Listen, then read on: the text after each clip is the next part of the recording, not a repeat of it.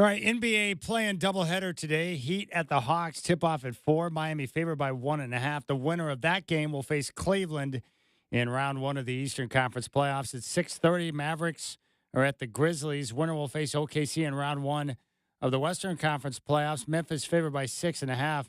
Miami and Atlanta are on TNT. Dallas and Memphis will be on ESPN. Great news. Damian Lillard has been cleared of his deep vein thrombosis and is no longer on blood thinners. No timeline has been given for his return, but the team did say he will ramp up his on-court activities. The Bucks will face the Pacers in round one in the East. On the Pat McAfee show today, Aaron Rodgers said he's open to anything and attached to nothing, and said retirement is still a possibility. Did not give a timeline for a decision on his future. From college football, Lee Corso will retire in August, ending his run on College Game Day that began back in 1987.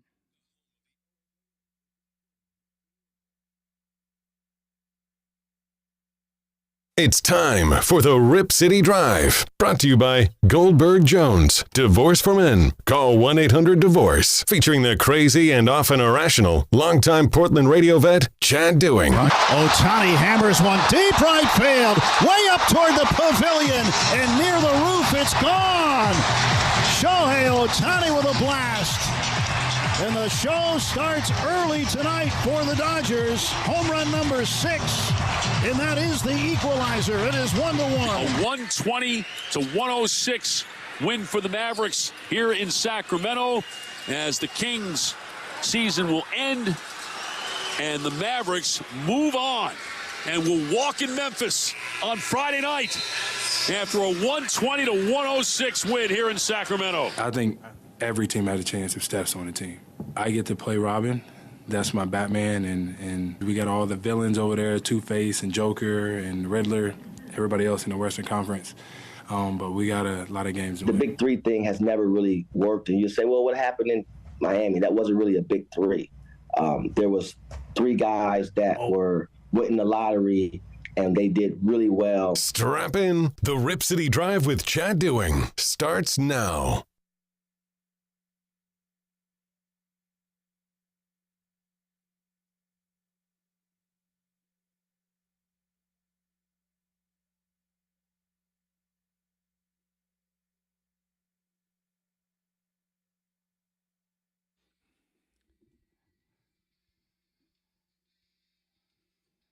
This is a great song. Richard Page on the vocals.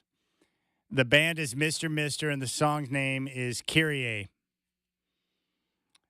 The reason why I love this song is it reminds me of my 8th grade homeroom teacher, Mr. Kink. I'll never forget when I got my Civil War report back.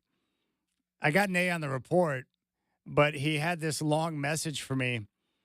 I had used a cassette tape to record an interview with a slave, and the only cassette tape I could get my hands on was my Mr. Mister cassette tape, so I recorded on the B side. You know, you put the tape over the notches on the top, and I used that for the recording. And he wrote this message saying, look, you did a great job on the report, but I considered failing you for the fact that you recorded over Mr. Mister. That's unacceptable. And I still communicate with Mr. Kink. He's awesome. In fact, he sent me a picture a couple of weeks ago from Winslow, Arizona. Now, where do you think he was standing if he was in Winslow, Arizona? You got a guess out there? Well, I'm standing on a corner in Winslow, Arizona. It's such a fine sight to see. That's right. Take it easy from the Eagles. But I remember John Colgate was my partner for the report.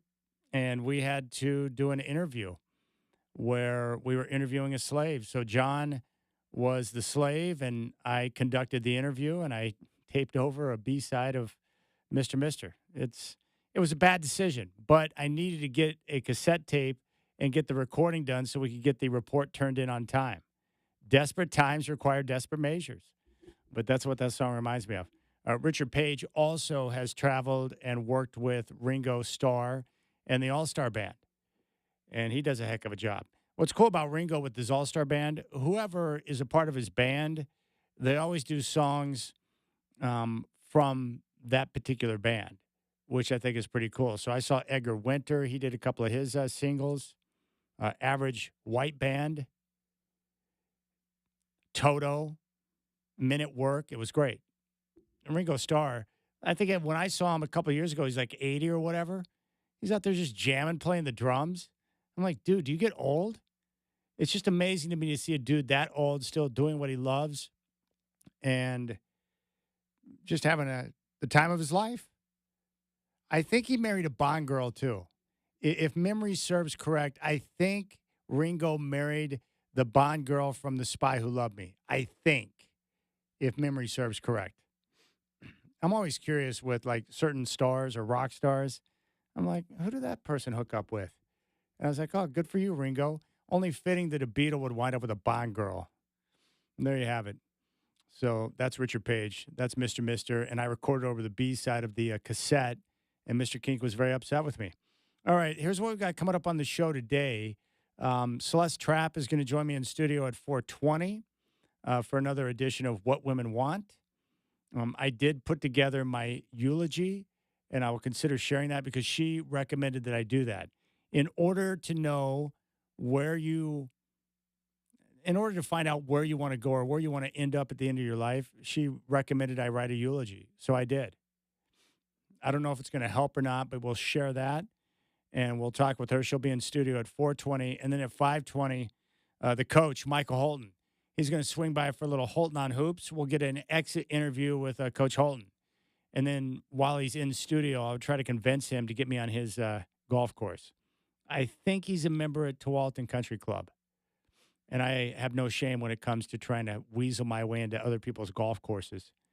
Come on, coach. Hook a brother up, man. Take care of me. Get me on your course, and then we can have conversation. And I'll be there to provide support for you. Whatever you need, man, I'm here for you. If you want to reach out to me, you can do so. You'll find me at 503-248-0620, 503-248-0620, or you can reach out to me on social at Chad and Rip City. Again, I'm looking out the window over I-5 right now. Blue skies, sunshine. It's fabulous outside. I mean, this stretch of weather we're getting right now is awesome. And the golf course this morning was beautiful. It's great. It's perfect. It's exactly what we want. And tonight we have a couple of different things going on. A doubleheader for the NBA play-in tournament. Playoffs will kick off on Saturday. And I'll share my thoughts and give you a couple of predictions on that. I just saw the note about Lee Corso. He began on College Game Day back in 1987. And that's like really the 1987 in the life of Chad was a very good year. The Oklahoma Sooners are one of the best football teams in the country. They played in the national championship. The Denver Broncos went to a Super Bowl. The Oklahoma Sooners went to the national championship and lost to Danny Manning in Kansas. All my teams were like really good all at the same time. And so I learned to just enjoy that kind of stuff while it's happening. Magic and Larry were in their heyday in the NBA. That was a very good time in the life of sports. And my whole life revolved around the sports calendar, so I enjoyed all of it. But Lee Corso, people know him, now for, his work on Game Day and, the way Herb Street takes care of him. He puts the helmets on or whatever. But I remember Corso back when he began. He'd work on Game Day and stuff, but he was also calling games. He was a game analyst for their broadcasts. And I remember he did a number of games with Oklahoma back in the day. I remember he did the Bedlam series with Oklahoma State and Oklahoma back in '88 when Barry Sanders was playing during his Heisman season. But Lee Corso, he was a dynamo back then. He was a part of that show for almost 40 years. 40! That's a long time. And just another example of, how life passes you by. But props to Lee Corso. Pretty sweet that he had a chance to get that type of run on that show, which has become legendary over the years. And, he's obviously loves the game, good ambassador for college football, but that's pretty cool. 1987, almost 40 years on Game Day for Lee Corso. He's going to retire and shut it down in August. All right, the two games tonight in the NBA for the play-in tournament. The two winners are going to advance to face the number one seed on both sides. So at 4 o'clock, you got the Heat at the Hawks. So we get another night of Trae Young being Trae Young. You know how that's going to work tonight. He's going to hand out a number of assists. He's going to shoot some deep range threes, and then he'll be complaining the entire game to the officials, even on calls he's getting. That's how that's going to go down tonight. The Heat are a small favorite, and I would say with their defense and with their coaching, I give a slight edge to the Heat in that one. In the other game, it's really just a matter of dysfunction. The Mavericks, which are a disaster, as you know, because Nico Harrison traded Luka Doncic. And then on the other side, you've got the Memphis Grizzlies, which are also a disaster. Recently fired their coach. Ja Morant apparently does not respect authority whatsoever. I would expect Memphis to win that game. They're favored by 6.5. But how fitting would that be for Dallas after trading Luka that they bow out in the play-in tournament and don't even qualify for the postseason? Mainly because Anthony Davis, who they traded for, was exactly who we thought he was. Not healthy and not available, and it cost them. So there you have it. And it doesn't matter who wins these games anyways. The Heat and the Hawks, the winner will face the Cleveland Cavaliers, and the Mavericks Grizzlies will move on to face OKC. And both number one seeds will have a very easy path into the second round, that's for sure. Now, the good news came out of the NBA in regards to Damian Lillard. And this is a note from Shams Charania. Remarkable and historic development to clear from the blood clot in just over 3 weeks. Doctors have told Bucks officials this recovery has never been seen before, but occurred due to early treatment, detection, and specialists working on Lillard even before a formal diagnosis. That's great news. Now, there's no timeline set for when Dame's going to come back or when he's going to be on the floor or if he's going to be able to participate in the first round of the NBA playoffs. I would assume he'll be back before the end of the series, but I'm just glad that Dame was able to get through that. And props to the Bucks doctors and the people working with Dame to be able to get on that and get the early detection to get him taken care of, because that could be a serious situation. And obviously, we're all big fans of Dame here, and I want to see him get a chance to play. And for Dame, these type of opportunities to be in the postseason, they're not going to come around, too often now because he's nearing the end. He's not at the end of his career, but I think we can certainly say he's in the twilight. But you take a serious situation, and with early detection, you're able to get on top of it, and now Dame's been cleared. No more blood thinners. So we'll see if he's got a chance to play. If he's unable to go, I would find it hard to see a pathway for the Bucks to win that series against Indiana. That would be my guess. But the other lineup, the scheduling that's going to take place, if you're wondering what's happening on Saturday, the first game, Bucks and Pacers, tips off at 10 ESPN. Second game, 12:30 on ESPN. This is a very good first-round matchup. Clippers are at the Nuggets. At 3 o'clock on ESPN, Pistons are in New York to face the Knicks. And don't forget, Detroit had the worst record in the NBA last year. 44 wins this year in the postseason. One of the very good stories in the NBA. And then 5:30 on ABC. No surprise, I put the Lakers in this time slot. Timberwolves, Lakers game 1 from Crypto.com Arena. LA is favored by 4.5. Now on Sunday, the way the games line up, the first game will be either the Mavericks or Grizzlies at the Thunder. That's going to be a 10 a.m. tip on ABC. 12:30 on ABC, the Magic are in Boston to meet the Celtics. At 4 o'clock on TNT, Heat and Hawks, or Hawks. Heat or the Hawks are in Cleveland to meet the Cavs. And then the 6:30 tip on TNT will be the Warriors at the Rockets. Now, of all the first-round matchups, the Warriors and Rockets is a series that I can't wait to watch. You've got the experience and the star power of Golden State, the age, against the young and athletic and very intense Houston Rockets, coached by Ime Udoka. That's going to be one heck of a series, and I can't wait to see how it plays out.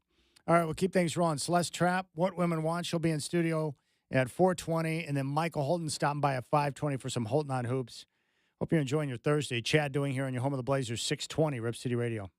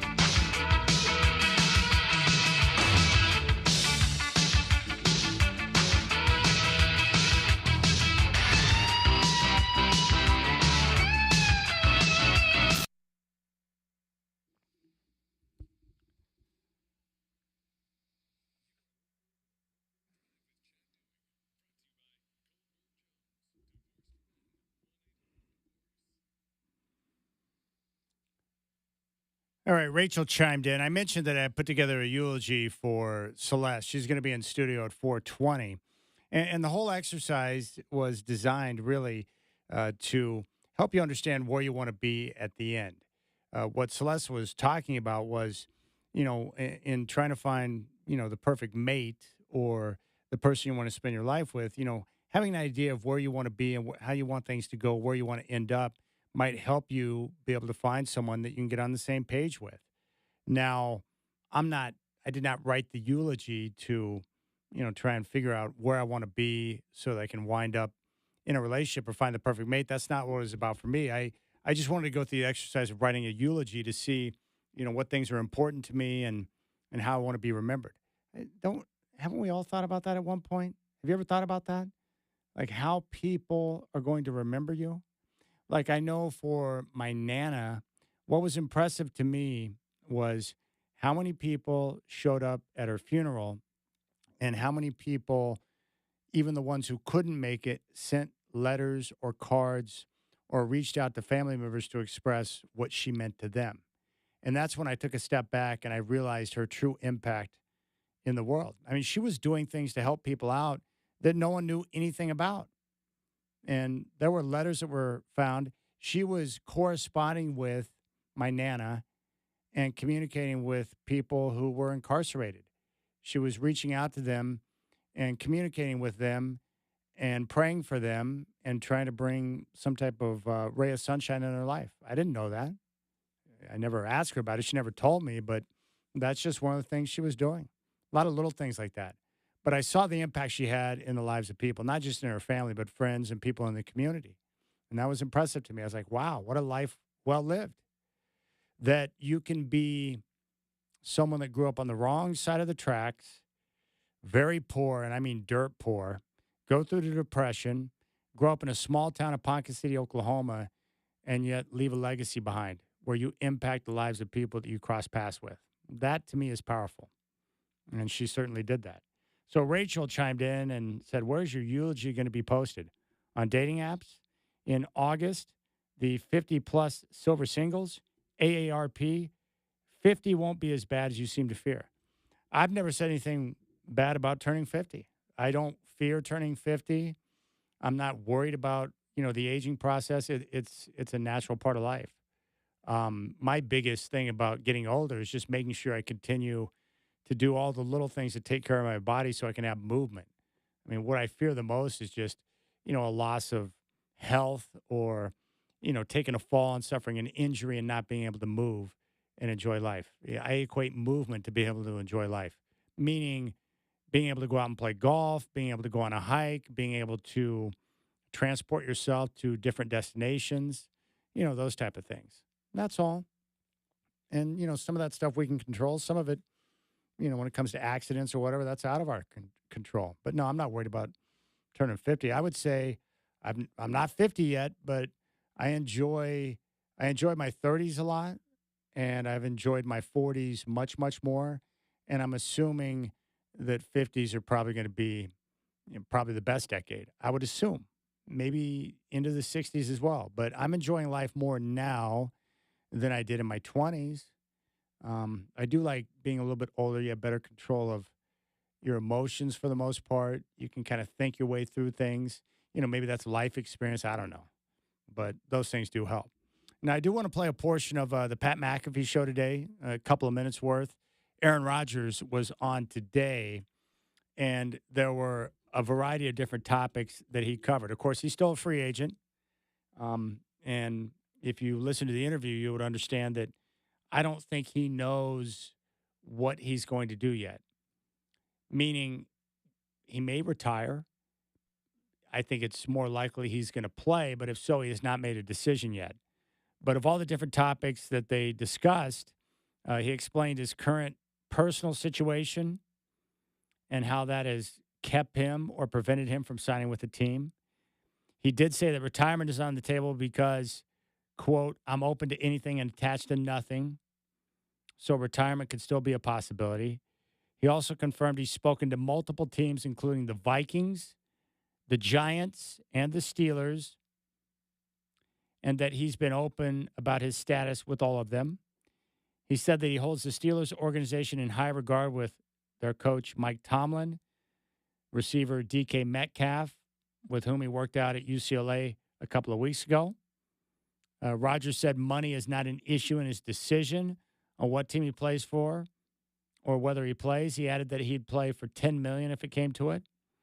And Rodgers also crushed the Jets, namely Aaron Glenn, their new head coach, for how the release was handled. And we're going to hear Rodgers talking about that in just a moment. But the one quote I wanted to make sure you heard in regards to his personal life that's been, impacting him, quote, from the jump, I'm in a different phase of my life. I'm 41 years old. I'm in a serious relationship. I have off-the-field stuff going on that requires my attention. I have personal commitments I've made, and not knowing what my career is going to look like after last year that are important to me. And I have a couple of people in my inner circle that are really battling some personal stuff. So I have a lot of things that are taking my attention and have really since January that have been taking my attention away from football. And that's where I've been focusing most of my attention. So there you go. Now, the interesting part, Rodgers not wanting to hold back when he talks to McAfee, but he pretty much throws the Jets under the bus, namely their new head coach, Aaron Glenn. So apparently, well, I'll let Aaron Rodgers set it up. He had a meeting on the books with the Jets. Now, according to Rodgers, he scheduled a flight, got a plane. I think it was a private flight, and flew back to New York to meet with the Jets because he doesn't know Aaron Glenn and wanted to get a chance to talk to the new coach and see what they were thinking, see what their plans were, and, have a discussion. And so he gets to New York. He goes to the Jets headquarters, and he's in a room with Aaron Glenn, the new head coach. He and Coach Glenn. And here's how it went down on the Pat McAfee show. Take a listen. We start talking. He runs out of the room. I'm like, that's kind of strange. I was like, then he comes back with the GM. And I'm like, all right. So we sit down in the office, and I think we're going to have this long conversation. I've flown across the country. And 20 seconds in, he goes, literally, I'm talking to the GM about something, and he leans to the edge of his seat and goes, so do you want to play football? And I was like, yeah, I'm interested. And he said, we're going a different direction at quarterback. And I said, and I was kind of shocked. Now, not shocked because I didn't think that was a possibility. Listen, of course, they want to move on. That's totally fine. But shocked because I just flew across country. You could have told me this on the phone. If we weren't even going to have a conversation, and this is verbatim exactly how it happened. So I said, huh? And he goes, we just want to know how you want it released, the messaging. And I said, verbatim, I don't give a shit about the message. And I said, why? And then he said, I don't want to be up in front of the room saying something and have guys looking back at you. Interesting. And I said, what does that even mean? Are you assuming that I would be in the back of the room during a team meeting undermining what you're saying? I said, you don't know me. And he said, you don't know me. And then I said, exactly, which is why I flew across the country to have a face-to-face meeting with you to talk about my experience with the Jets and to hear your vision for the team. 20 seconds in. What I thought was going to be a couple-hour meeting turned into like a 15-minute meeting, and I walked out of there. But so at that moment, that was a strange meeting for sure. There was no me pleading like, please have me on the team. No, I don't know. I don't want any part of that. It was already a debacle in some cases. Listen, that whole situation was crazy, and I think even that was a little rogue by the head coach because I talked to the GM later about it. Christopher Johnson called me. Chris is a fantastic guy. Anybody that's ever met Christopher Johnson says the same thing. He's a phenomenal dude. He's about the right stuff. He's a sweet human being, and I'm thankful that I got to meet him and Doris because their friendship was a big, bright spot in the organization. And there's a lot of great dudes there. There's great players there, great humans. There's great, guys in the equipment room, training room, Carmen and Maddie in the nutrition department, all the strength staff. There's a lot of great dudes there.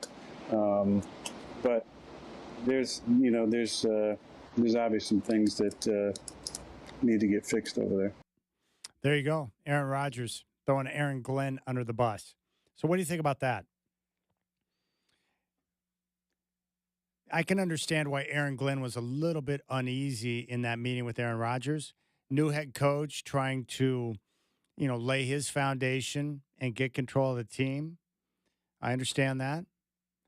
But I also know that if you're dealing with a guy like Aaron Rodgers, who is one of the all-time greats, why not take a little bit more time to sit down with him and to talk with him and to pick his brain about the team and some of the players on the team so you can get some of his insight and wisdom? Even if you don't like the guy, he knows football, and he's been around enough great players to know who can get the job done and who can't. Or maybe as a new head coach, you could sit down and have a conversation and pick his brain on the organization. Kind of like a fact-finding mission, or at least just gathering more intel. Maybe that's the best way to handle it instead of, hey, we're going to go in a different direction. I'm just saying that someone like Aaron Rodgers has probably earned the ability to have a longer conversation. I don't think Aaron would have been surprised, either way. And I think he probably knew the Jets might want to go in a different direction. They had a new head coach. You bring in a new head coach, they're going to want to take a look at everything and maybe go in a different direction. That's totally understandable. And for a lot of new head coaches coming in, they may want to start young and start kind of grooming their players and the guys that they draft when they bring in instead of having an older quarterback.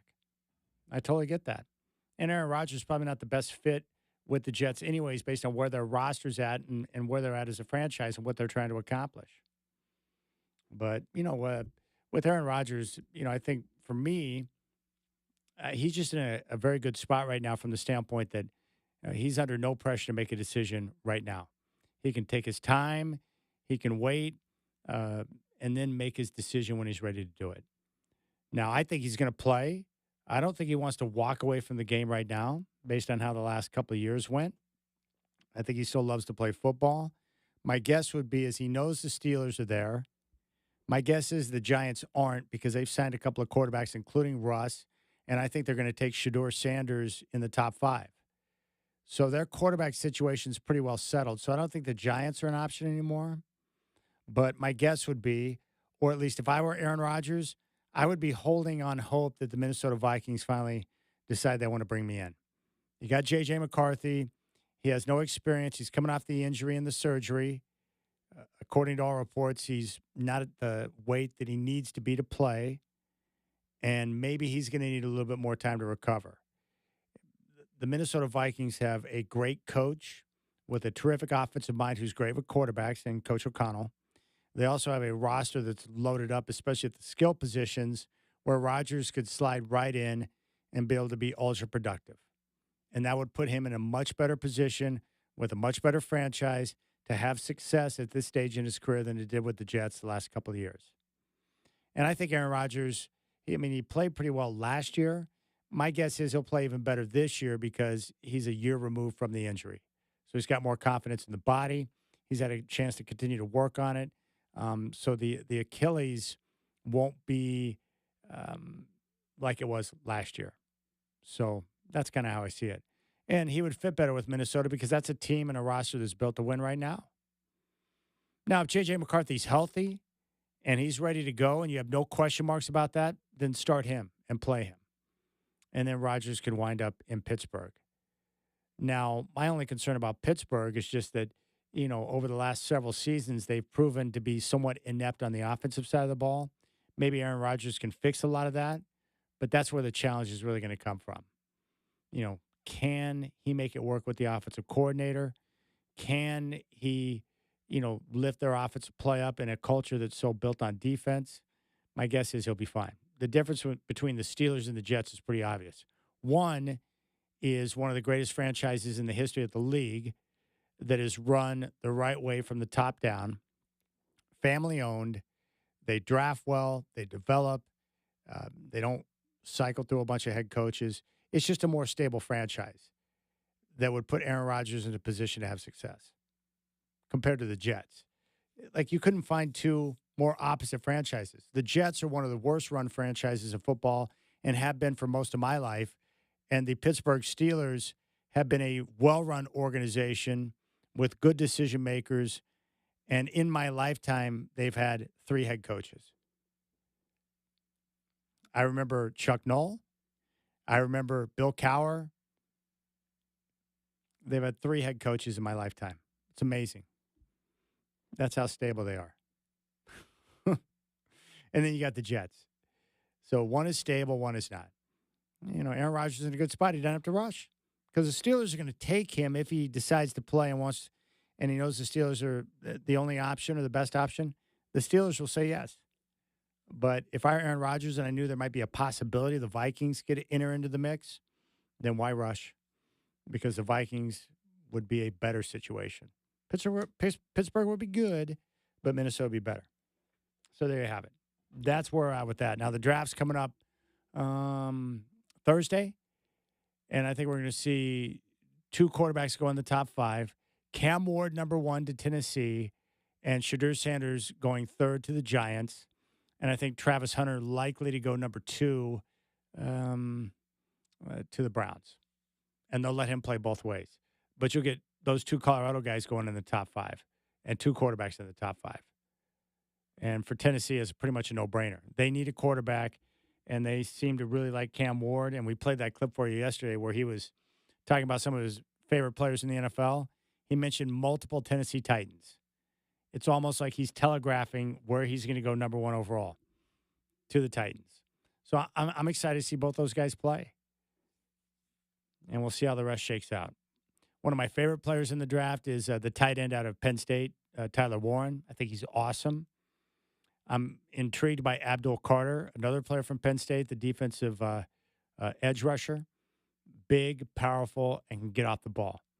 I want to see where Ashton Genty ends up because I like to watch him run the football. But I'm also curious to see where he'll be taken. Is it going to be first round? And if he's taken in the first round, how high is he going to go? And then my favorite player personally is Cam Scatterbo from Arizona State. His toughness, his love of football, just a guy that knows how to make plays. I hope the Broncos draft him, but if they don't, I'll pull for him wherever he goes. I'm a big fan of Cam Scatterbo. So it's going to be fun. It'll be great to watch. This is not considered a great draft, but there are some positions where you can, get some difference makers for your team. Interior defensive lineman, running back's a good one. There are a number of good tight ends in this draft. So there are some players to be had. And we'll see how it all shakes out. That's coming up on Thursday. So I don't know. I don't think Aaron Rodgers is going to. Would he retire? He just doesn't seem like he's ready to shut it down. I don't think he's going to retire. He'll play. And if I had to guess, he'll wind up in Pittsburgh when it's all said and done. I want him to go to Minnesota because of the obvious storylines with Brett Favre and his transition from the Jets to the Vikes. And to have Aaron Rodgers on the same, pathway would be fascinating, mainly because you would get Aaron Rodgers against the Packers twice. And how good would that be? Rodgers with the Vikings going up against Jordan Love and the Packers twice a year or 2 times next year. Sign me up for that. All right, we'll keep things rolling here. Rip City Drive. Michael Holton, little Holton on Hoops coming up at 5:20. And Celeste Trapp going to join me in studio at 4:20 here on the Rip City Drive.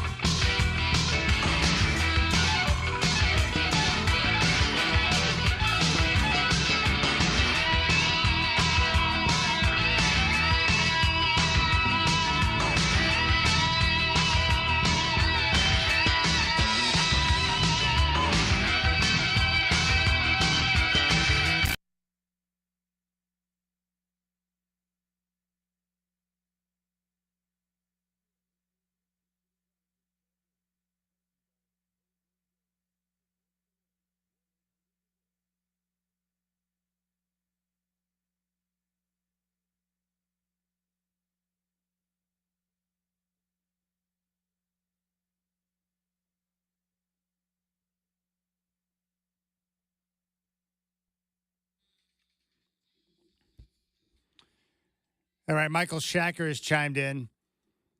It only took about 25 minutes of the show, but you're already tired of hearing about Aaron Rodgers. He's ruined sports talk. What's he going to do? Is he going to stay? Is he going to go? He's ruined sports talk. I mean, all the shows talk about him.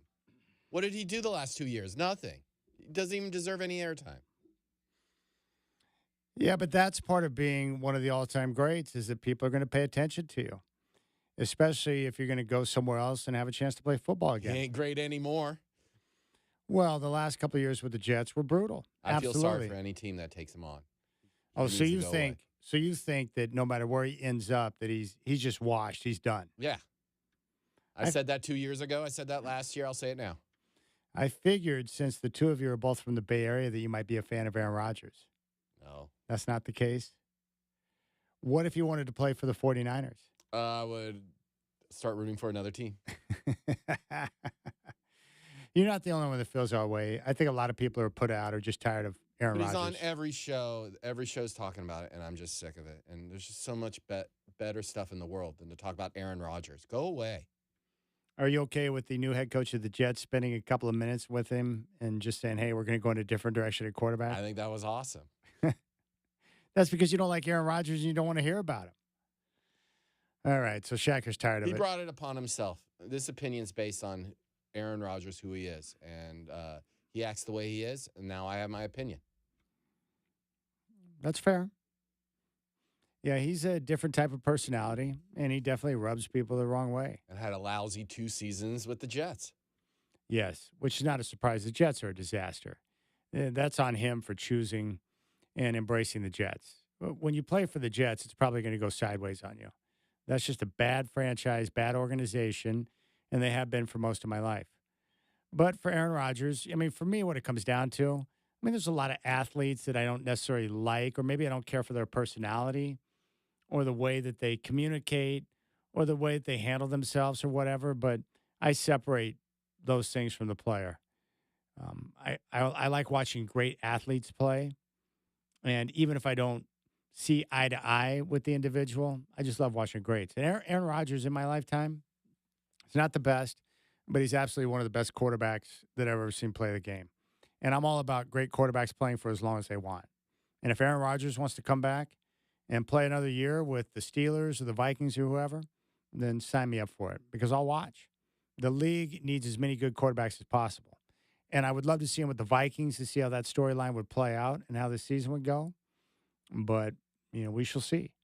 But for Aaron Rodgers, I just separate a lot of stuff out from the athletes. I like watching guys ball. Like LeBron James, I'm not a big fan of LeBron, but I do enjoy watching him play basketball. And I think what I've enjoyed the most this year about watching LeBron is how once they got Luka, the way that he's adjusted his game to allow Luka to be more effective by having the ball in his hands and LeBron finding other ways to impact the bottom line. Now, LeBron can still score. He can still get to the rack whenever he wants, but he's taking a bigger interest in rebounding, especially on the offensive glass. Defensively, he's going to be critical in the postseason. This is where LeBron's really got to ramp it up. If the Lakers are going to make a deep run in the postseason, LeBron James is going to have to, really be an anchor for them defensively. And he's really taken on that Draymond Green type of role with the Lakers, where he's kind of that free safety back there. He directs traffic, lets people know where they need to be, and then he reacts to what he sees in front of him. So I like that. I like seeing the way he's gone about that this year because I wondered how that would work with Luka and LeBron. And what I've found, and this goes back to Kyrie and Luka together in Dallas, usually with great elite athletes, they find a way to make it work. If they can set their egos aside to a degree, they're so good and so talented and have such a great understanding of the game, they'll find a way to make it work together. That's what I've learned. When you have two greats that understand the game and have, an ability to impact the game in a variety of different ways, they'll find a way to make it work together. And that's certainly happened in L.A. With the Lakers. My favorite series in the first round is going to be Houston and Golden State. How's that going to go? Seriously, how's it going to go? Because in my lifetime, teams with experience tend to do much better in the postseason. Guys who have been there and done that. And that's because the playoffs are a totally different type of game. Teams prepare. Teams have a full, detailed scouting report. They attack you. They find your weaknesses, and they continue to attack it over and over and over again. Road games in the postseason are a lot different, and usually your young players without a lot of playoff experience, they play much better at home than they do on the road. So it's those experienced players who have had a number of playoff games under their belt that play better in those type of environments. And the Golden State Warriors have that with Steph, with Jimmy Butler, and Draymond Green. Those guys have been there and done that many times over. The Rockets don't. They're young, but they're athletic, they're really long, and they're explosive. So I'm anxious to see how that's going to play out. I'm leaning Rockets, but I do acknowledge that the Warriors' experience, but more importantly, the Warriors' ability to score could be a major issue for the Rockets. All right, let's go out to the phones. Pat in Portland has a question on the Trailblazers. Let's go there right now. Pat, I appreciate the phone call. You're up on the Rip City Drive. What's on your mind? Hey, nice to chat with you again. I know I've called in a couple times in the last couple of weeks, and I thank you for taking my call. Two things. You've had a lot of good guests on lately, and everybody's got their opinions about the Blazers, and I'm glad that we've made the signs that we have with keeping our coach and GM and everything. But in your day-to-day, what do you think the Trailblazers need to really look at as a top player? I mean, yeah, everybody wants Flag, but if we can't get Flag because of the lottery, who is out there that you think would really be a decent fit for us that would help enhance us to get over the hump? And then my second thing real quick is I was very pleased to see you and your guest earlier in the week. I can't remember the gentleman's name, but you guys were talking about your sons, and you were talking about, with their disabilities. And I want to tell you that I think it was very refreshing to see people talk about individuals that have a more challenge of life and how we all need to do more. I have a granddaughter who's 4 years old that has the same issues, and she doesn't even talk. So I just want to tell you, as another father, I'm really pleased to see you and others talk about it. Thank you. I appreciate it, Pat. Thanks for the phone call. I'll address the Trailblazers portion coming up at 4 o'clock. But in regards to my conversation with Casey Bay, yeah, we just wanted to talk and share some of our stories with our sons who are both autistic. I think the reason why is just to let other people out there who know that have special needs kids that it's going to be okay and that you're not alone in the challenge. And it's a serious challenge. The best thing I can say about Isaac, he's now 22 years old, and he functions pretty well on his own. Now, he still has struggles and issues and difficulties handling day-to-day tasks, but, he's out and about on his own, riding his bike around town, going to stores, doing this, doing that, communicating with people, and he enjoys that. And I guess what I'm trying to say is that he is doing so much more now than I could have ever possibly imagined when he was 3 or 4 years old. I never foresaw what he was able to do. Heck, Isaac went up and he was living up in Bellevue alone and did so for a couple of years when he was going to college. Never thought that was possible. Did he have struggles up there? Absolutely. Was it smooth? No, but he was able to do it. I never thought that was a possibility. So I just like talking about it so other people realize that, you're not alone. And there are many families out there that have kids with special needs. And Casey's great. And I have an update that we'll get to with him next week. He's going to come back on the show. This is Autism Awareness Month, and he's got an event coming up at the end of the month, which is going to be pretty sweet. And we got more details on it that we will share. If you're on hold, stay there. I'll get to your calls next, and I'll address, what type of player the Blazers could go after. We'll do that next on the Rip City Drive.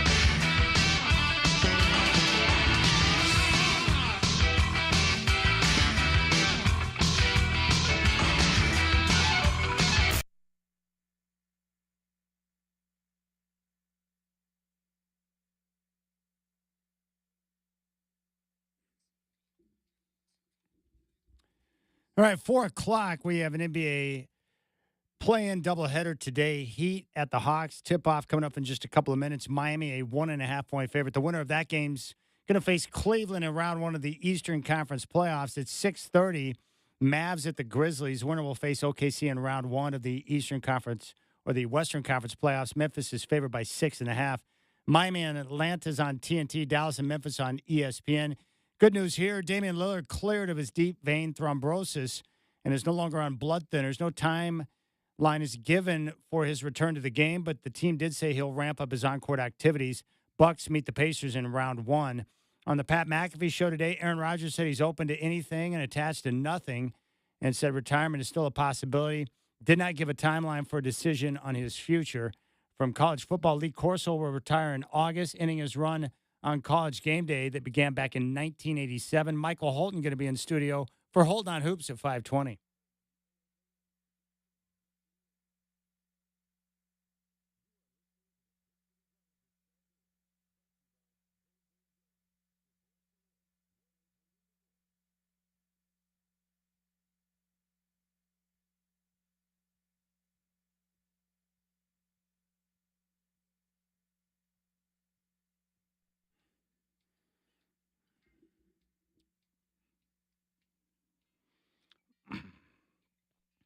All right, we had a question about the Trailblazers from a phone call last segment, and it was they wanted to know, what players are out there. I think everyone agrees, or at least the consensus of the people I know that are around the league or cover the team.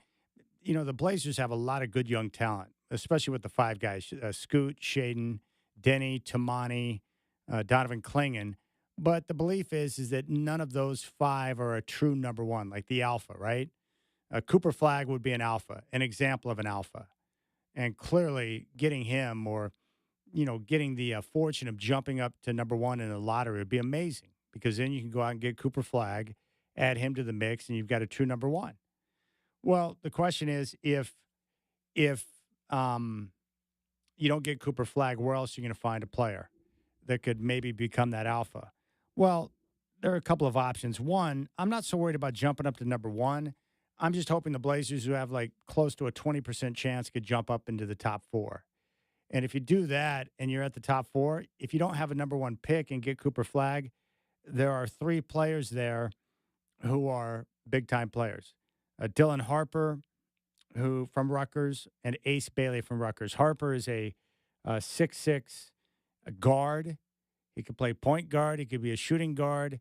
That's someone you would take and be very happy with. He could come in and be an instant difference maker.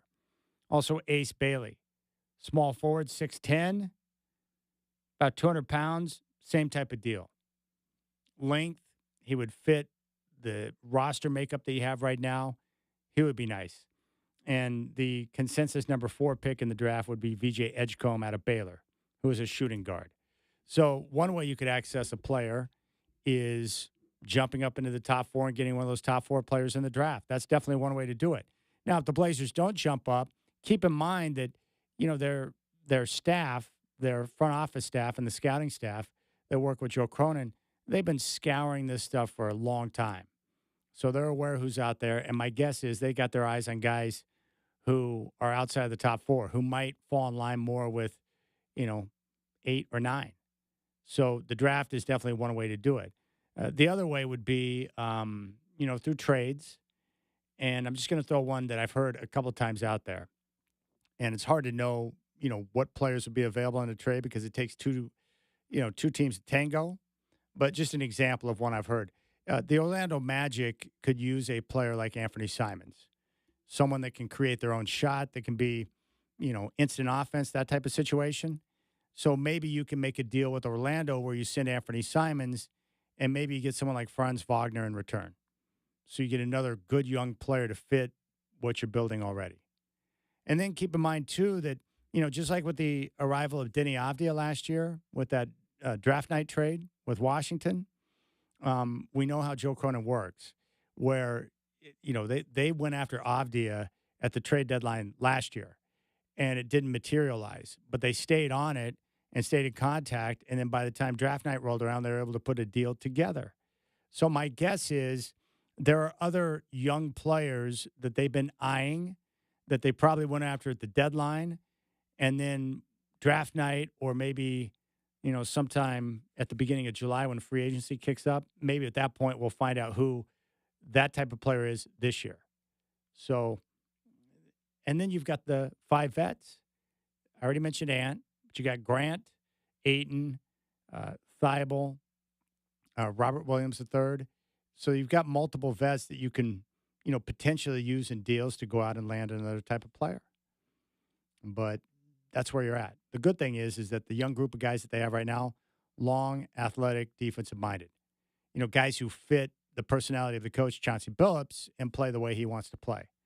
So that's kind of the process. But first things first, draft lottery coming up on May 12th.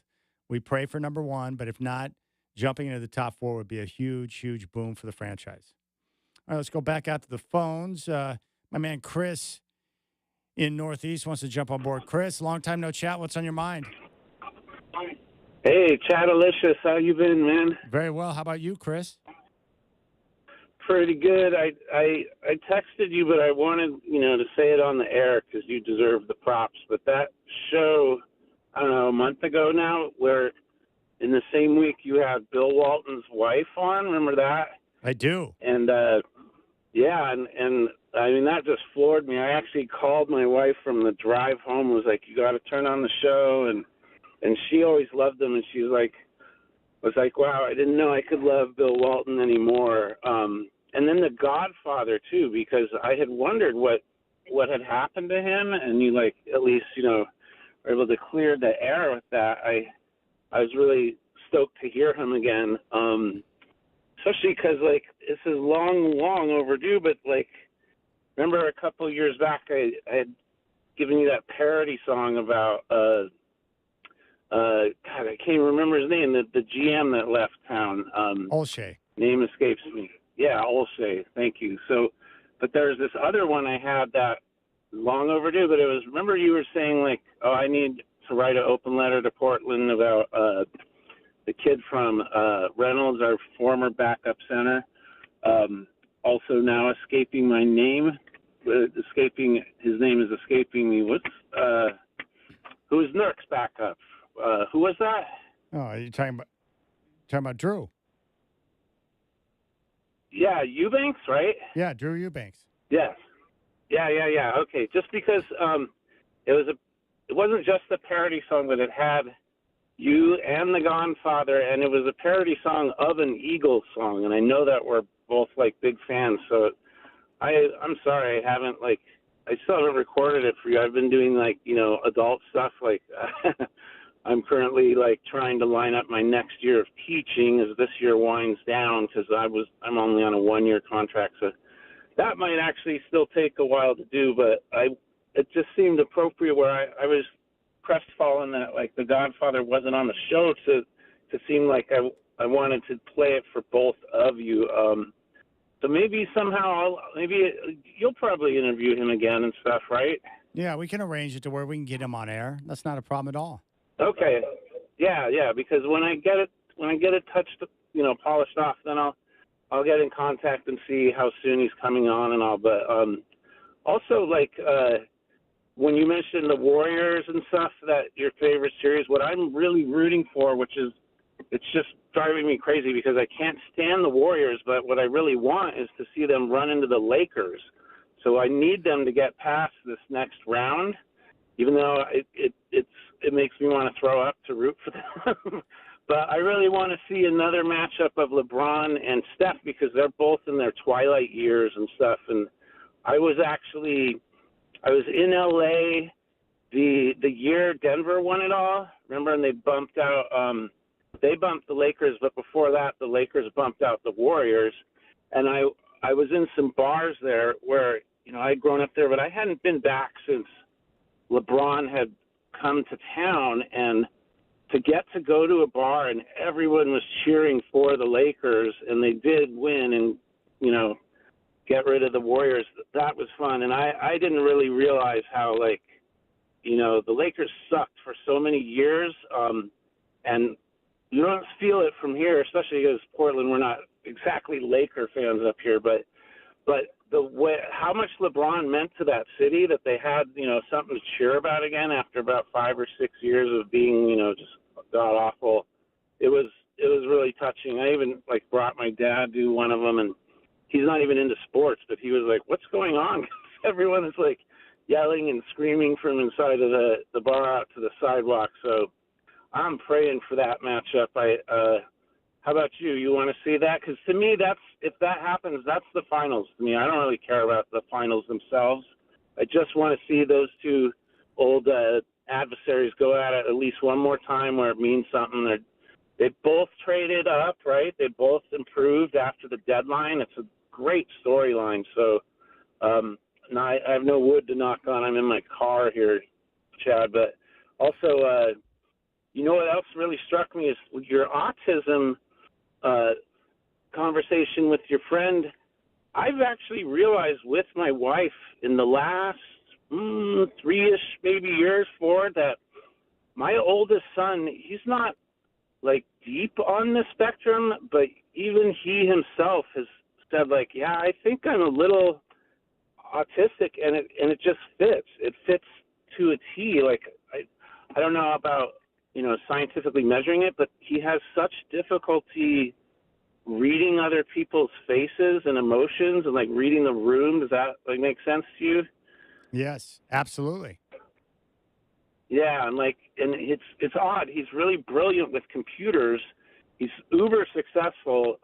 Although he's a coder, and what's going on now is he got laid off right around the election, and he's gone from earning $320,000 a year coding to being unemployed, and he can't get back in it because this AI thing. He was warning me about it, but he's this is going to crater his industry.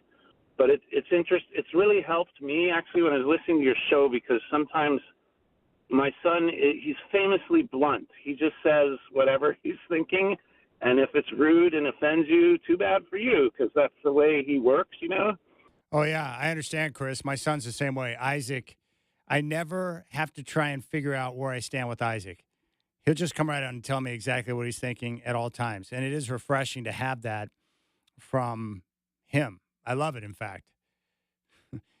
You have to adjust to it because it can be pretty wild at first, but once you get used to it, it's hey, at least I know where he's at. And I appreciate your comments about Lori Walton. She was fabulous. I love the stories that she had about going through all of his stuff and finding different pictures and letters from Coach Wooden. She learned things through that process as well. All right, we'll keep things rolling. Big thanks to Chris for calling in. I appreciate your thoughts, Chris. And don't worry, the NBA's on your side, too.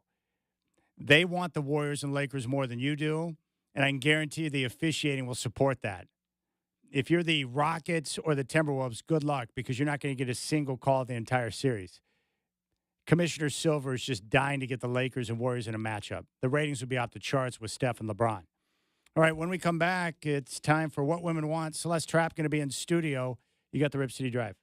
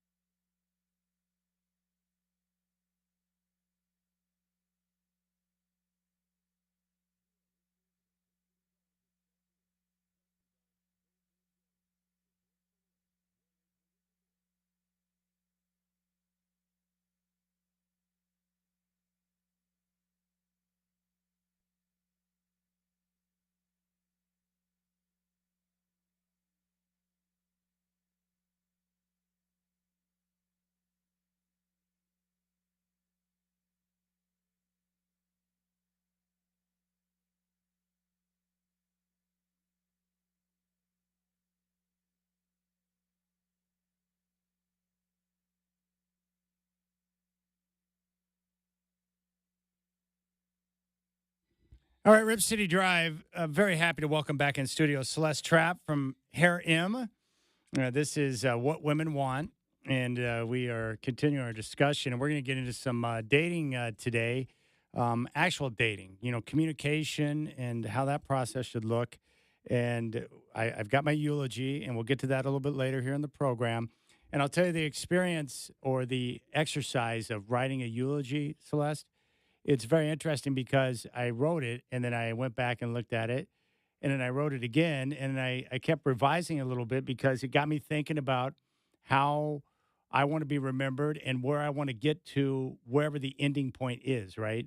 So it's a very good exercise. And I would suggest and recommend to each and every one of you out there to actually sit down and write your own eulogy to see where you want to end up and where you want to be. I love that you did it, Chad.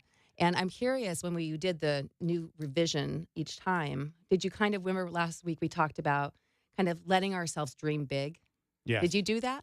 I did. I let myself dream big, but it's hard because as I was doing that, I felt the internal restraints of dreaming big that I place on myself, that I think all of us place on ourselves to some degree. And so it's almost like I naturally want to limit myself or doubt what I'm capable of or somehow maybe looking at, past experiences as a way of saying, well, you can't possibly do that. And so it was hard to get out of that train of thought. It's a very challenging process. Right. We are naturally self-limiting, I think, in our belief system. Yes. And we need to push ourselves out there to dream big and allow us that anyone can do the things that, I think we just think, oh, other people are the ones that can achieve that. That's not in the cards for me because for what reason? Why do we limit ourselves like that? Exactly. I just had a conversation. The Trailblazers general manager, Joe Cronin, was on the show a couple of days ago. And I love his story because he obviously dreamed big.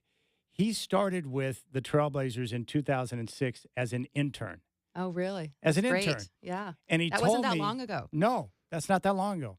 And he told me that when he was young, he'd always tell people I want to be a general manager of a basketball team. And my guess would be family members, friends were like, that sounds great. Yeah. Sure, good you luck do. with that. Yeah, good luck with that. Yeah. But I asked him about the process because I was an intern once, at a radio station, at multiple radio stations, and I did a lot of work for free over the course of a period of time, right? Just trying to get experience. Mm-hmm. But he told me that when he took the job, he saw it as a great opportunity to learn and get involved in the game because he was pursuing his dream, his passion. So he wasn't getting paid for the internship. So he used credit cards and different things to charge up living expenses because he knew he needed to be here and learning from the people he was with. Such a great story. So you go from there to, you fast forward by about, what is that? So 2006. 19 years. Yeah. 20 years. Yeah. 18 years. And now you're running the basketball team that you were once an intern for back in 2006. Anything is possible. Anything is possible. Yeah, but you can't, I think one thing with we were talking a little bit about, visualization and manifestation, you have to take action. You can't just dream things. You have to take a step like he did, be willing to roll up your sleeves, take a financial hit, and, take action to get those dreams. I agree. So I want to recap this so that people understand where we're going. The idea, the exercise was, because I asked you about, what one of your dreams is, where you want to be or what you want to do down the road. And you mentioned that you want to be a traveling dancer, right? Around the world. Well, it was just when I'm 80. Yes. Chad, I'm not taking this up next year, but yeah, it's just a way how do I want to live my life when I'm older? Yes. And the conversation started because we were talking about as a couple, a lot of people haven't even thought for themselves what they want to do with the rest of their life. Yeah. No less how they want to do it together. And so doing that exercise individually as a couple is really powerful, and then sharing it with each other.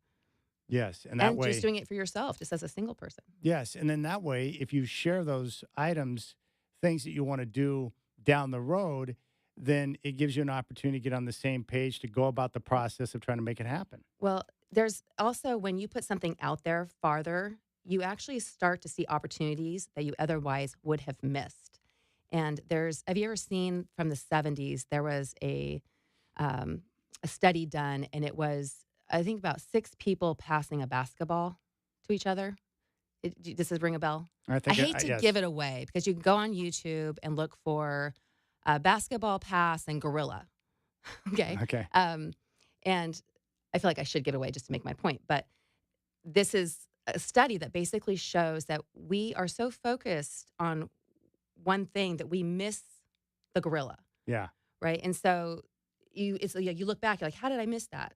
Well, it's because you're focused on something else, and that's how we do in our life. We talked last week about like the little T-Rex arms with our dreams, and so when things are lying outside of that circle that we keep really close to us, we miss it because it's just we only there's you can only your brain can only register a small percentage of the things that is out there that we could be seeing, which is why you see like the white car that you just bought all the time all over the place because all Yeah. of a sudden now it's on your radar and now you see it. There's not more of them out there, you just see it now because it's on your in your mind at that time. So dreaming is not an exercise that we should stop, regardless of age. Continue to dream. Always, and dream big. Yeah, Yeah. dream big. Are you gonna share anything about your eulogy? Yeah, I Oh, think you're gonna so. save Yeah. it for later. I'll save it for All later. right, we're gonna dangle that carrot. All right. I want now with the dating. You brought up something, and I love this. You were talking about it like a funnel or something like that, and you said that you fall into this trap too. And I would imagine that everyone does. Is that now dating is different because you're online and you have all of these different options out in front of you, right? But Right. we become a little more choosy based Mhm. on it could be how tall the person is, what the person looks like, where they live, geographical location, all Mhm. these different things Mhm. where you start weeding everything out, where you're narrowing your options down, right? Right, because back in the day when we would meet people in the wild, let's Yes. call it, you didn't have all that information, right? People aren't walking around with like it on their T-shirt, like this is my religion, this is my height, this is how much alcohol I drink and how regularly. But now we have all that information on this one page, and we decide right there. Oh no, that's not really what I'm looking for. But in the wild, people would go on first, maybe probably attraction, chemistry, personality. And we kind of lose that when we're just looking on online. And unfortunately, most people are. Do you know many people who have met in the wild? You talk about people I know. Yeah, Um, just a couple, just just a one. few. Yeah, there's not many. Like Most of the people I know now workplace. met online of some sort. Yeah, if it's not in their work, then or sometimes an introduction from a friend, but generally it's online. And part of that I think is it's easier to be rejected online. Hmm. um, right? Rather than going up to somebody and saying, "Hey, I'd really like to get to know you better," and they're like, "Sorry." That's hard. I mean, and when you're used to like having this kind of silent rejection, it's harder to put on that thick skin. I think, especially for men, because a lot of women, a lot of times we rely on the men taking the first move, which we shouldn't be, but I mean, I still do it as Yeah. well. Um, and so there's like, yeah, I think I'll just go online and get rejected that way. And then you don't really meet people outside of that. So unfortunately, then we go back to this funnel idea of now we're putting on all these specific things that we think is what we're looking for, and we're potentially missing out on somebody who might have a couple of those missing, and that might otherwise, if you were in the wild, you would have connected with. Yeah. I'm wondering do you think if you meet someone in the wild, so to speak, that didn't match up perfectly with what you normally see online, that you might give someone the benefit of the doubt and you start communicating with them and you find out like, hey, there's a connection here. Well, your personality comes through where it doesn't online, Yeah. right? Well, some people will get creative with their photos or their script. They'll put some humor into their profile, which is nice. So you can get a little idea of their personality. But to actually be face to face with somebody, you have the opportunity. But it also can work against you because if you're a real jerk, then it's like it's probably not going to help you get a date. But it is what our world is now, but that doesn't mean that people can't take those opportunities. Because I will say this: that a man that actually takes the move and approaches a woman and does it, with confidence and humor and personality, is going to have such a great chance of actually getting a date because nobody else is doing it. And the That's women's like, true. "Oh my God, that person actually just asked me out, or actually was flirting with me." I see what you're saying. So now people are so accustomed to the online experience that if you get approached by someone in the wild, someone that shows confidence and interest, maybe some humor, that someone might be taken by that because they're not accustomed to that anymore. Totally. I mean, it's a great way to stand out from the rest. And of course, when we grew up, we grew up before online options, right? So if I wanted to approach a lady or a girl at school, I had to actually walk up and have the stones to be able to go through that entire You didn't even process. have text messaging, Chad. No text messaging. Can you believe it? No, you had to make a Yeah. phone call. So if you wanted to communicate Yeah. with the person outside of school, it had to be a phone call and to where you're, at least, audibly speaking to someone. Totally different than being online. Yeah. It's much easier to type and send a message. Totally. So I think that there's a lot of opportunity to change things, and the other thing that's happening too, I think with the Me Too movement, I think, I feel bad for men. They're kind of like, what do we do? Because, I think they feel like they can't even like look or flirt or look a woman in the eye. I swear, so many men just like walk with radar. They're just like looking straight ahead. They're not taking in anything around them. And women like to be noticed, and even if it's just, oh, you look great today, even if it's somebody that's not somebody they would date, just a very friendly smile, compliment, women receive that well. And And I if they would, don't, then they probably need to go somewhere else. I don't know. yeah. No, I see Most what you're women do. saying. And I think the ones that don't are making men afraid not to do that. Well, I think there's nothing wrong with that, right? Like if you're at I don't know, it could be anywhere. You could be at, a shopping center. You could be at a restaurant. You could be at a bar, wherever the case may be. If you approach someone with a certain class and say, "Hey, you look really nice," or you just give a compliment that's sincere, that's usually going to be received well, I would think. Totally. But how you say it, if it's just like feels like a cheesy pickup line, then probably not. Yeah. But if it's just a casual, and even if it's not even a way of trying to date somebody, but just being complimentary and just eye contact. I'm such a big person on eye contact. Like even going on a hike with random strangers, like I always want to like acknowledge that there's somebody else in this wilderness on this trail at the same place I am with nobody else around, and just look at them and smile and say good morning or whatever. And so many people will not even look at you, like they just like, like they, as if they don't even see you, which is surprising to me. I think just extending the curiosity that somebody else is there and smile and being friendly goes a long way. Yeah, eye contact is very important. But for me, I just notice with younger individuals that I come across, sometimes, I don't know if it's a generational thing, but I do notice that eye contact at times may be more challenging for them. But It's such a great thing to teach our kids. yeah, Yeah, my son, it's always, like look somebody in the eye, shake their hand. Especially when we were talking a little bit about confidence last week, and it's like it goes so far. Having confidence, if you're maybe some weak in some other areas yeah, that somebody might find attractive, if you have the confidence, those other areas kind of can get forgotten. yeah. If you have the personality and the confidence, it goes a long way. Well, what I want to know, Celeste, when it comes to conversation, you start dating. Well, how many dates do you need before you start talking about the goals and the things that you want to accomplish to see Yeah. if you're on the same page and see how things align? Well, when is too soon for that? When should you start those type of discussions? Yeah, that's a really good question, and obviously it's going to be different for everybody. But I think first you got to decide: is this somebody who I think I might want to spend a significant amount of my life with?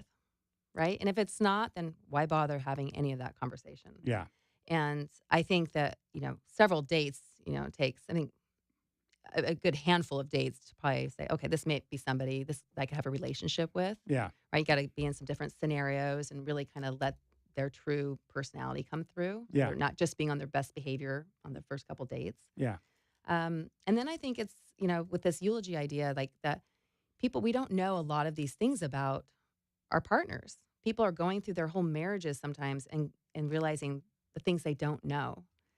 Or even your parents. Like my dad passed a year and a half ago, and before he passed for like 5 years prior, I was just kind of waiting and expecting it to happen. And I got one of those books that has all these questions in there. Like what was your favorite, school subject, or what sports did you play? What was your first job? What did you want to be when you were growing up? All these questions, and you realize like, it's kind of nice things to know about your parent or your partner or your children. But we just don't think to get this information, right? Because you do have to ask and be curious. So recognizing that there's things about each other that you should probably know. I think I'd like to know that before I introduced him to my son, before we lived together, and definitely before, I got married to somebody, certain things, like one, like, how do you want to live the rest of your life? Like I said, I want to travel the world, continue to. And so if I had, somebody was like, well, I don't really want to travel. I hate planes.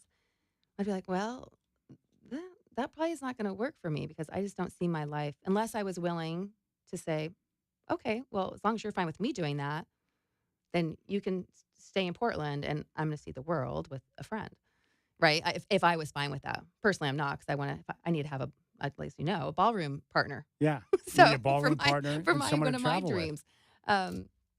So having those conversations about things that are important to you, I would say do it before you waste much time because all of a sudden, what if you start falling in love with somebody and you're like, oh, great, but you want to live in a 5,000 square foot mansion and I want to live in a Sprinter van down by the river or wherever, you could have a very different vision for your lifestyle. Yeah. And that conversation, how many people are talking about that before they live together or get married? Like really getting down to lifestyle, how you parent, what your beliefs are. What is your expectation for a partner? Like if we were going to be married, what would your expectation be for how much free time? Is it okay if I go play golf all day with the guys every Sunday? Is that going to be a problem?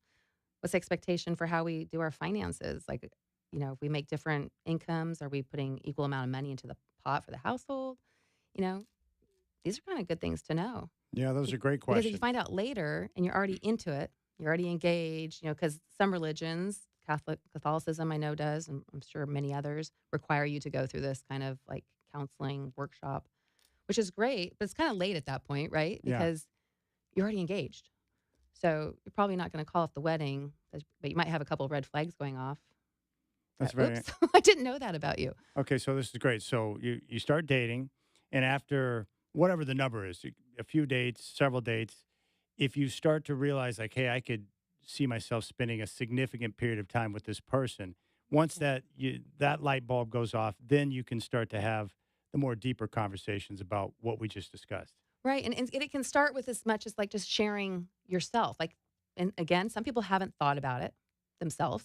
So thinking about what their ideas and how they'd like to live their life, what that would look like, and then share that. And then when they share that, then the other person should be sharing it as well. Right. Be like, Yes. I'm curious, what would your take on that? Does that sound good to you? I mean, how would you do it differently? Just to start the conversation. I would guess for the big things that are really important to you, like for you traveling the world, there are certain things that are like non-negotiable. Where like I don't want to give up that dream. Then there are some things that don't they fall a little bit below that, where it's like Right. you could go either way on it, right? Right. I've decided at this point in my life, I have my personal core values, and I think to me a lot of them are pretty much non-negotiable. Like if they're not shared. Yeah. And I think as you get older, it's harder, right? When we get older, because we know more. We've had more experiences of the relationships that have worked and the ones that haven't, and the traits and characteristics of people. And so then back to that kind of funnel getting smaller. Not only is there less people actually like single to date, but there's less people who, have not on that list of things like that you want to stay away from. Yeah, I agree. Well, we got to talk more about this. This is a good discussion. Celeste Traps in studio. What women want. Hold that thought right there, Celeste. We'll come back and we'll continue our discussion. If you want to reach out, you can do so 503-248-0620. You got the Rip City Drive with Chad doing.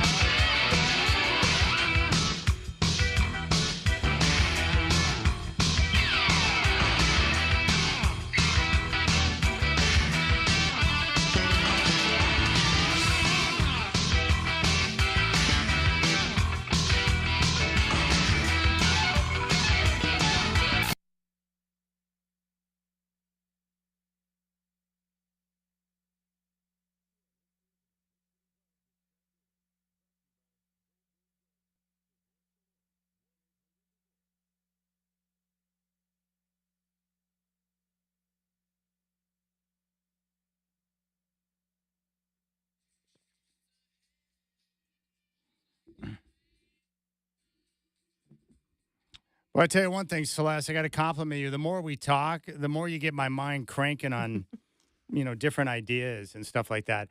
I guess what I'm learning is that, with these discussions, as you start to, if you meet someone that hey, I could spend a significant period of my time with this individual, these dreams and these things that are important, it varies from person to person, right? Like, what's important to them and how they want to live the rest of their life. Like it varies from individual to individual. What's important to you may not be as critical to me and so forth. Right. We are all our own unique individuals.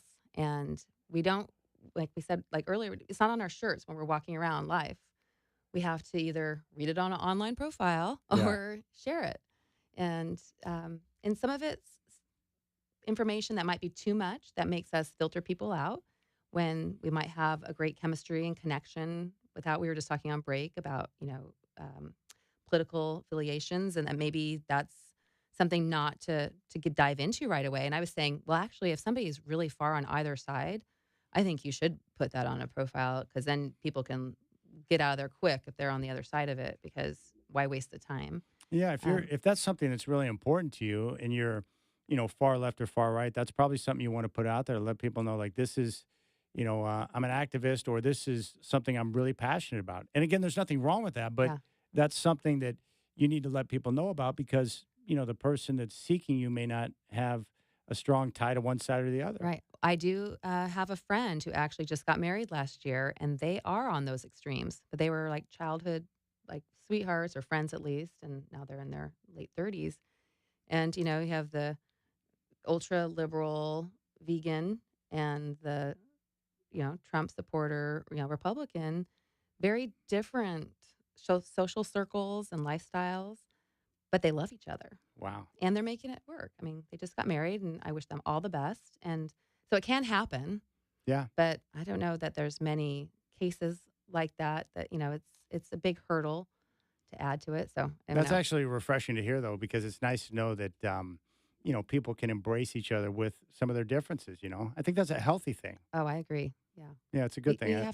we have to in life be able to accept each other's differences. Yeah.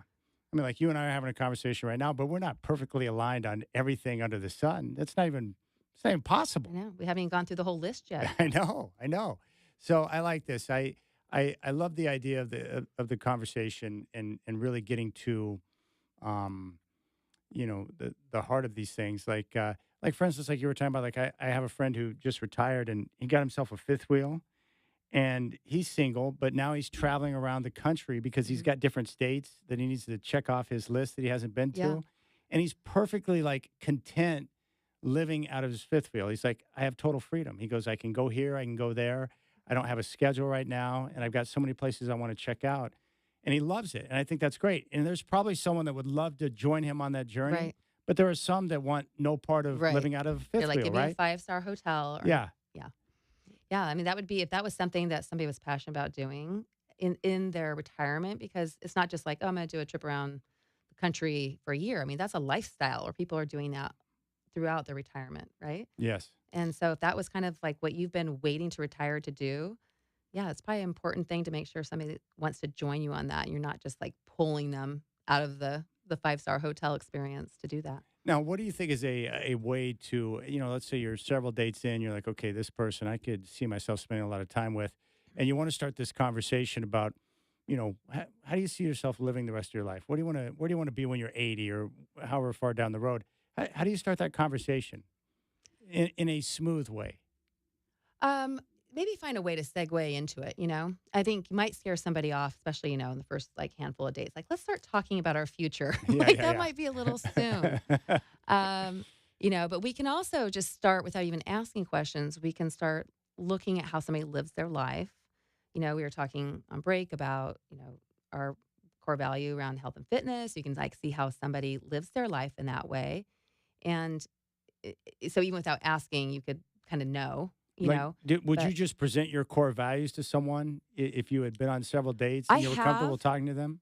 Not on a couple dates, but before like any commitment. And because one of my core values is like adventure and fun. I like to do things like not being, like I mentioned last week, not being sucked into the couch. Like I like to watch a movie, but I don't want to have that be the regular thing to be on the couch. So I like to travel. I like to do things. I like to go to live music. I like to there's some weekday or weekend event going on somewhere. I just like to be active and like taking in whatever is going on in the world. So for me, that's the core value, that if somebody's lifestyle is to just be on the couch every night, like that's not a good fit for me. And so I like to kind of understand that, because you're not really, you can kind of date somebody and see, oh, what did you do last weekend or what, and kind of get an idea like how busy they keep themselves. But at some point you need to probably ask some questions to find out. Yeah, that makes sense. Yeah, because if you find out that if adventure is one of your core values and you're spending time with someone that you think is wonderful, but then you realize like they don't want adventure. They enjoy just being a homebody, right? Yeah. And being sucked into the couch. And there's nothing wrong with that. There are a lot of people that enjoy They'll that find type somebody of else peace. that loves that idea. Yeah. But for you, that's like that would be a red flag. Like I can't live like that. It's tempting because it's like, oh, that sounds really, especially on a rainy, cold, night. Like, oh, that sounds great. And I'm not saying I'm not sit on the couch. It's just that is a go-to for a lot of people 7 days a week. Yeah. And I would just wilt away. Okay. And I know that about myself. When people are younger, they can easily be swayed out of those core beliefs they haven't really established yet, right? They're still learning who they are. If you're meeting in your 20s and your 30s, you're still kind of sorting these things out for yourself. So your inclination may be to be somebody like me, out and about, traveling, seeing the world, doing things. And you might start dating somebody who's the opposite, and you might get sucked into their couch, right? And so then you morph into that and you become a couple and you get married and you're doing that. But your drive, what your calling is, feels different than what you're doing. And I think that is where some people, when they don't have these conversations early, can run into a problem in life, because they kind of put themselves together in a way that once they kind of went through life, that they realize, oh, actually, we're quite different. So instead of presenting your core values like in a listing them, you'll just ask I like questions. to have a plaque, Chad. Yeah. Just hand it over to them. Here's my core values. Here are my core values. Take a look at this. Read them all. It's like 100 pages. Go ahead. Read Do you have through. an issue with any of these? Get back to me. Right. But you won't do that. You'll ask questions to kind of get a feel for some of your core values. Right. That's Well, probably and a better just way to do know, it. like, one of my core values is learning, like endless, learning. And so I do that with I mostly do audiobooks. I've been involved in like this entrepreneur circle. So I'm doing a lot of things in person in conferences and whatnot. And so I'm just always seeking knowledge, and having an open mind. Like, to me, those are really important things. So if somebody was really shut down and not interested in gaining knowledge about various things, it wouldn't be interesting to me, right? Because it's nice to have a conversation with somebody who has some value to add to it. Yeah. And you're not just teaching them. I really admire when people know things, and I and just want to absorb the knowledge they have. Do you see how quickly time goes by when we start talking? It's just like that. Are we done just like We're that? done just like that. All right, give the socials out again. All right, here's what women want. And I lied last time. So that's on YouTube and Instagram. And it's actually my name on TikTok. And I am a little behind. The goal is that we're going to have little shorts of these talks on there. So that little snippets for a minute apiece. That's good. All right, Celeste Trapp. She joins me in studio for What Women Want. I appreciate your input. I will get to my eulogy next time. Oh, shoot. You had too many good things to say. But I appreciate your time. That was terrific. You're always fun. good. See you next week. All right, Celeste Trapp. She'll be back next week. We'll continue. Michael Holton's coming up at 5:20 for Holton on Hoops here on the Rip City Drive.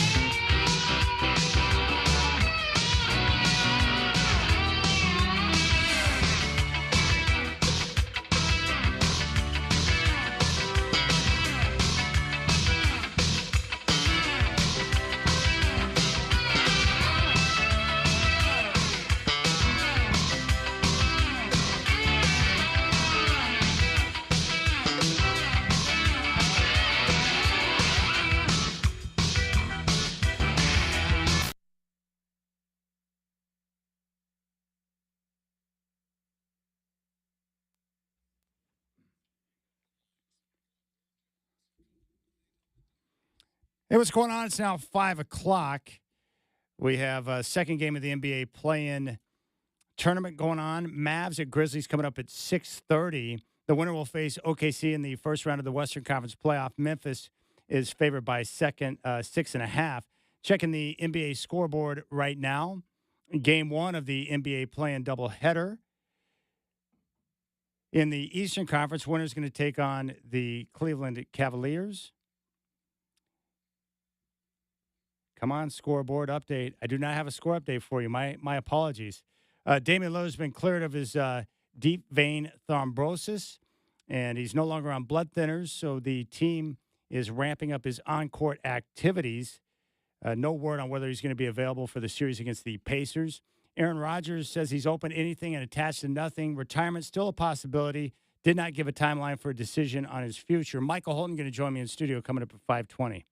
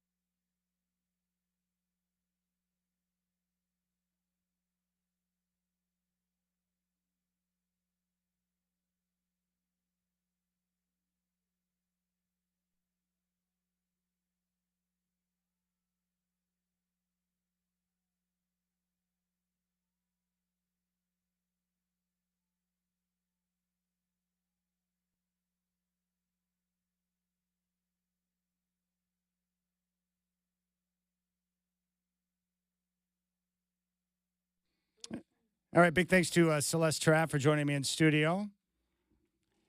Michael Holton just texted me back. He is in the parking lot and is on a call, and he's ready to come up for his time with me. Holton on Hoops coming up at 5:20. All right, Rip City Drive. I'm not sure why. What's up with my computer? It's like, are we not working? Oh, because I had it on the wrong day. Wait a second. Is that tomorrow? Oh, I'm such a moron. Gosh, I'm dumb. I thought the play-in tournament was tonight. I've been saying tonight all day, but it's not. It's on Friday. You have to push the dump button, and then no one will hear it. That's why I love the dump button. We've done that before, Shacker and I. When we make small mistakes, we'll hit the dump button to drop it, and that way we try to make sure that no one's aware of what's going on. But no, the games are tomorrow. I thought they were tonight. I can't believe they're playing games tomorrow. Oh, because both those series that these teams are going to be in will be on Sunday. That's why. Okay. So the Mavericks or Grizzlies will play the Thunder on Sunday in Game 1 of the first round Western Conference playoff series. And then you've got at 4 o'clock on Sunday the Heat or the Hawks at the Cavs. Okay, my bad. My bad. I see what's going on now. That's the situation. So there you have it. On Saturday, love the lineup of games on Saturday. Bucks, Pacers. As I mentioned in the update, no word on Dame and whether or not he's going to be back for the first round of the playoffs, but he's now ramping up his basketball activity, no longer on blood thinners, which is great news. They could certainly use him in the series at some point. So Game 1, Bucks, Pacers at 10. Clippers, Nuggets, great first-round series. That's probably my second favorite of the first-round series. 12:30 on ESPN. All these games are Saturday. 3 o'clock, Pistons at the Knicks. And then the 5:30 game, Timberwolves at the Lakers. So there you have it. Now Sunday, and this is my favorite first-round matchup in the NBA playoffs, Warriors at the Rockets, Game 1. 6:30 tip on TNT. I'm really excited about that series because, well, for a variety of different reasons. One, you've got the Warriors who a lot of people want to believe that they're title contenders, but it's hard for me to believe that a team's that's been hovering right around the play-in and had to get through the play-in tournament to reach the playoffs is a legit title contender. But they did get Jimmy Butler, and they've got Steph Curry, and they've got Draymond Green, and they got Steve Kerr. So they got some guys who have experience, who are quite capable, and Steph Curry's a megastar. And so is Jimmy Butler. I mean, they were both terrific the other night. And Jimmy Butler has just fit in really well. I mean, he's one of those guys that, because he can do it so many different ways on the court, he just can find different ways to make an impact. really respect it. But the problem is they lack size. They don't rebound particularly well. And that's going to be an issue against Houston, who has size, who's very athletic, and they rebound the ball extremely well. And Houston also the best defensive team in basketball. So, and they've got some of the guys that you need to be able to throw at Steph Curry. Many different looks, length, athleticism, and physicality. Amon Thompson defends Steph very well.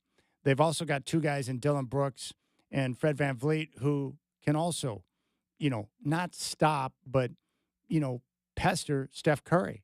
And we all know that as Steph goes, so do the Warriors. So I'm anxious to see how that matchup works out. But here's the hard time. I want to say the Rockets are going to win, but here's the issue I have with Houston. Not a great shooting team, although they have shot the ball better in the second half of the season. And they are not a good half-court team. And the problem is in the playoffs, you can be a run-and-gun type team, but the postseason hits, and because of the nature of the NBA playoffs, the game slows down. It becomes a more physical battle, and then it's hard, for these teams to function. And so I'm trying to see how it's going to work for the Rockets because they don't shoot the ball particularly well. Now, the Warriors, obviously, they can score, but they're also almost as good defensively. So my whole life, experience has won in the NBA playoffs. It's almost like a rite of passage where teams have to go through battles, they have to go through tough losses, and then eventually learn how to win so they can get over the hump. But my thought is with the Rockets, they're so young and so athletic, and they're taking on a Warriors team that's not the same team we knew from 6, 7, 8 years ago, that maybe this is the time to do it. I love the coaching matchup, too, with Ime Udoka and Steve Kerr. So just some things to keep an eye on. Now, as I mentioned before, the NBA would love a Lakers-Warriors second-round matchup because the ratings would be off the charts. So I would suggest to Ime Udoka, prepare his team for what's going to come officiating-wise. You're not going to get a lot of calls against the Warriors. So we'll see. But I think that's the best series. I would say Denver and the Clippers, number 2. The Clippers like 18-3 down the stretch, and they're taking on Nikola Jokic.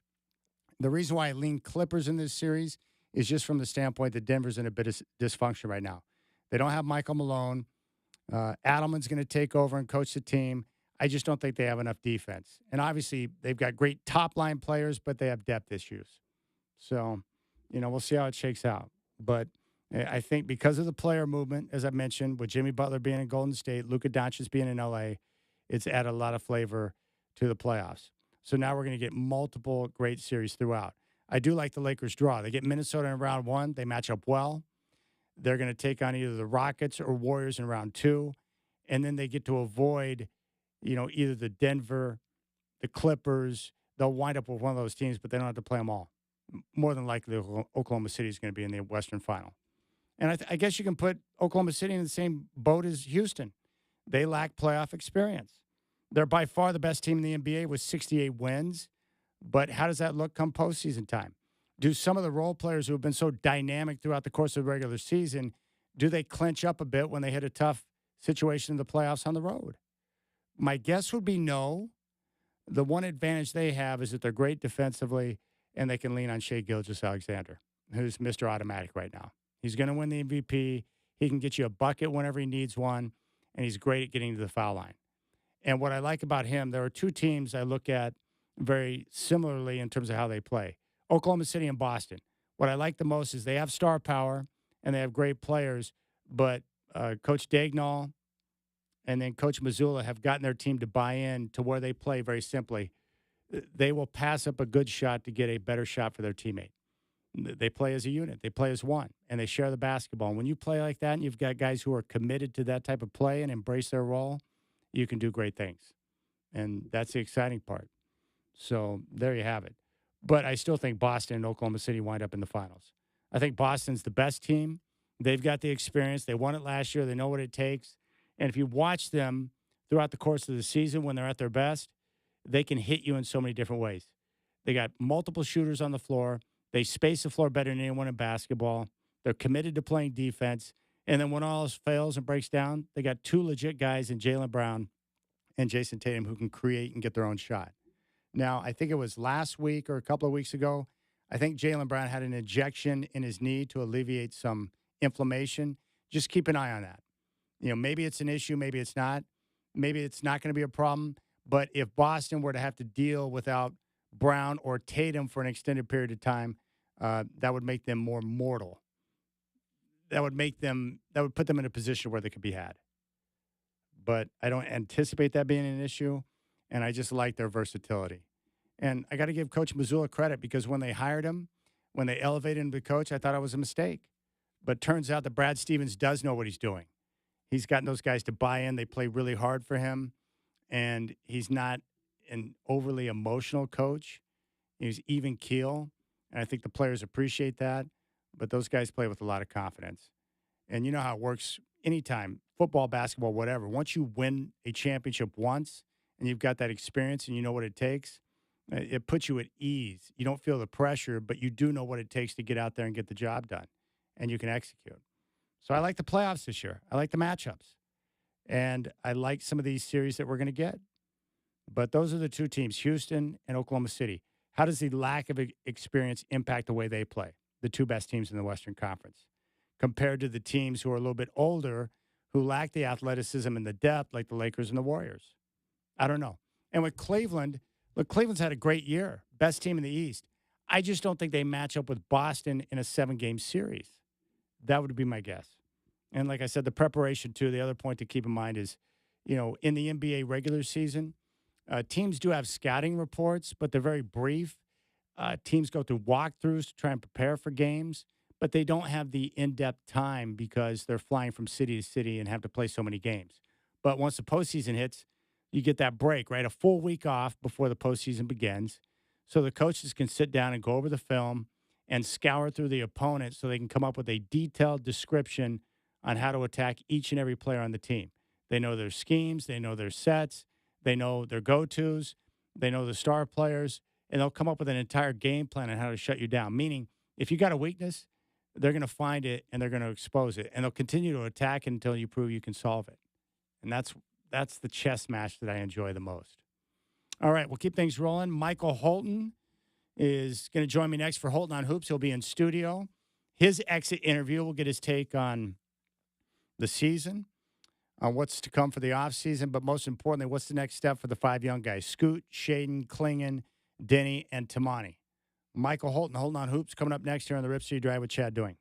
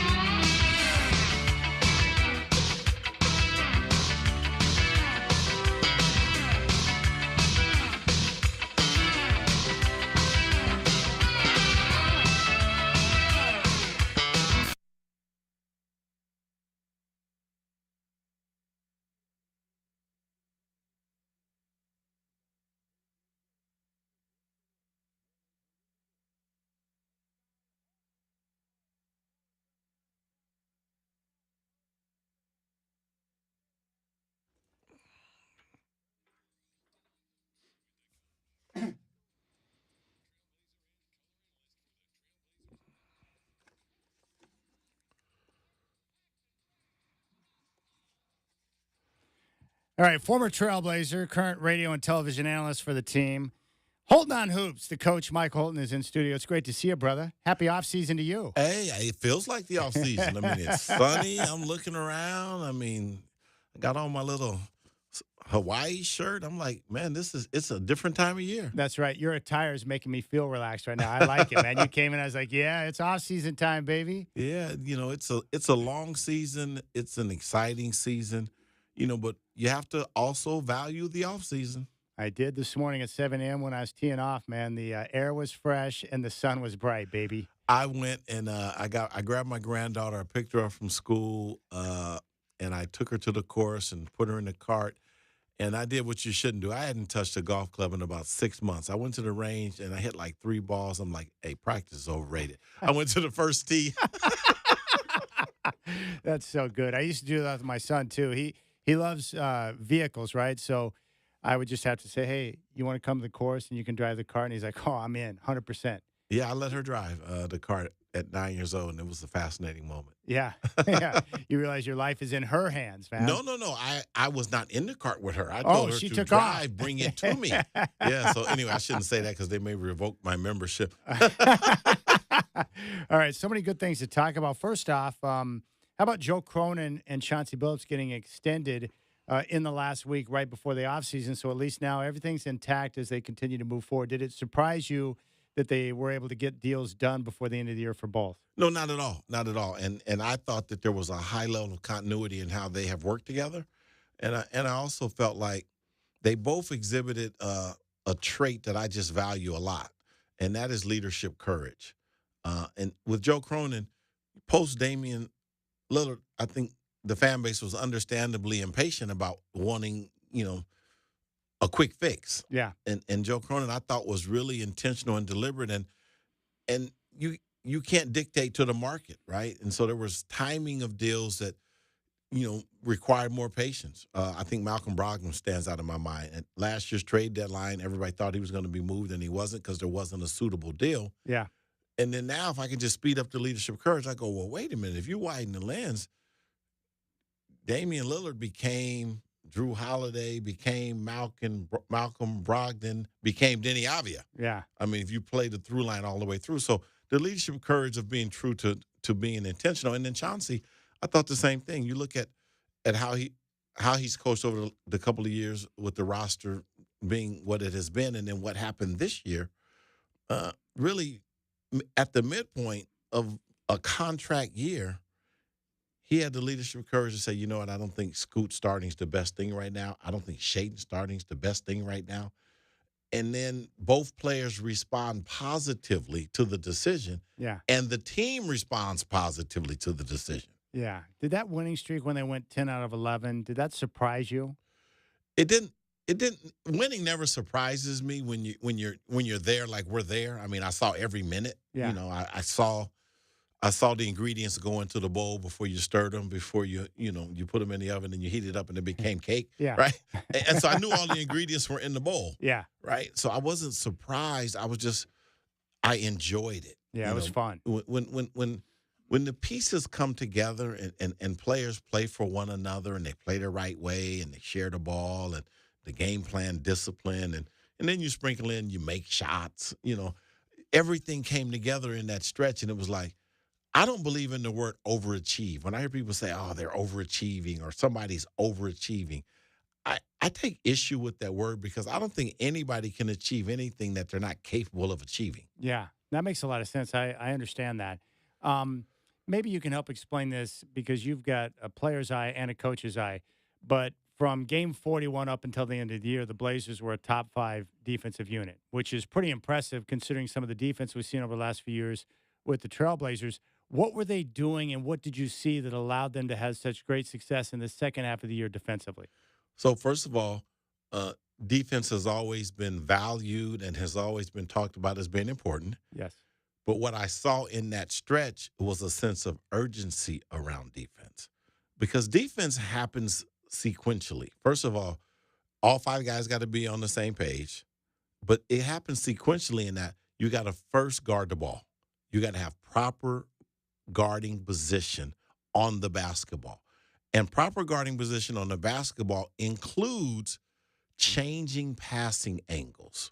So in other words, if the point guard comes across and can make a chest pass 12 feet, that's a problem. You know, he's got to put some trajectory on that pass, or the receiver has to give up position for possession. He's got to step out because he's being pressured. So you got to have proper guarding on the ball, and then you got to have your one pass away defense be proper so that you don't get zip pass, zip pass, zip pass, because teams that pass it wherever they want to shoot it wherever they want to. So it's a long answer to your question.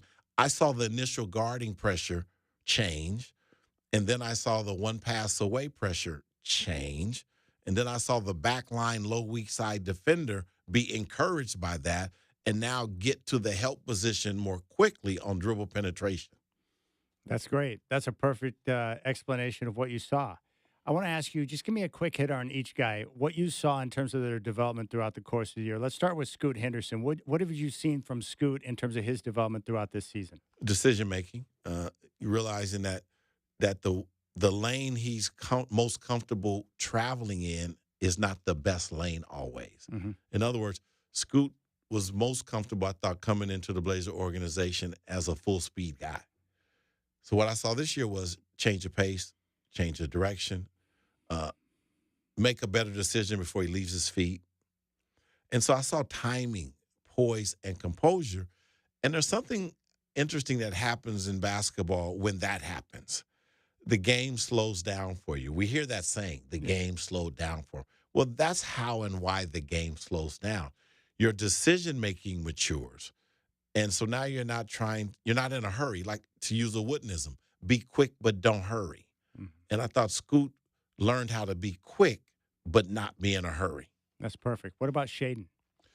I thought Shaden realized that his athleticism conveys in some ways that he hadn't exploited. In other words, I think Shaden understands that, okay, if I go above the rim, I'm going to be alone. Nobody's going to beat me in that space, right? But off the dribble, he realized, wait a minute, I can use my athleticism, speed, and quickness to get into gaps and spots and then elevate. Because to me, what I saw this year in Shaden is he went from catching the ball off the rim on missed shots and catching lobs and getting behind the defense and then being hesitant with the dribble to make a decision, to being a guy that wasn't hesitant with the dribble with a decision and didn't waste any dribbles. So this year we saw Shaden Sharp probing the defense assertively and then looking at the footwork of the defender and starting to learn how to attack the lead foot. What about Denny, our favorite guy on the team? He's so much fun to watch this year. Denny is like an 18-wheeler on I-5. I mean, Denny is just what Denny does coming down the floor. Let me just kind of put this in a 1, 2, 3. So Chauncey said, Denny, you get a rebound, you run, you go. Hey, everybody, Denny gets the ball, he's green lighted, you better go too. So all of a sudden, Denny was like, really? And so Denny rebounded more, pushed the ball more, got to the rim more on the break. But the thing about Denny that everybody started noticing, at least I did, was most guys Euro step to avoid contact. Yeah. Denny Euro steps to hit you, to dislodge you when you're not in legal guarding position.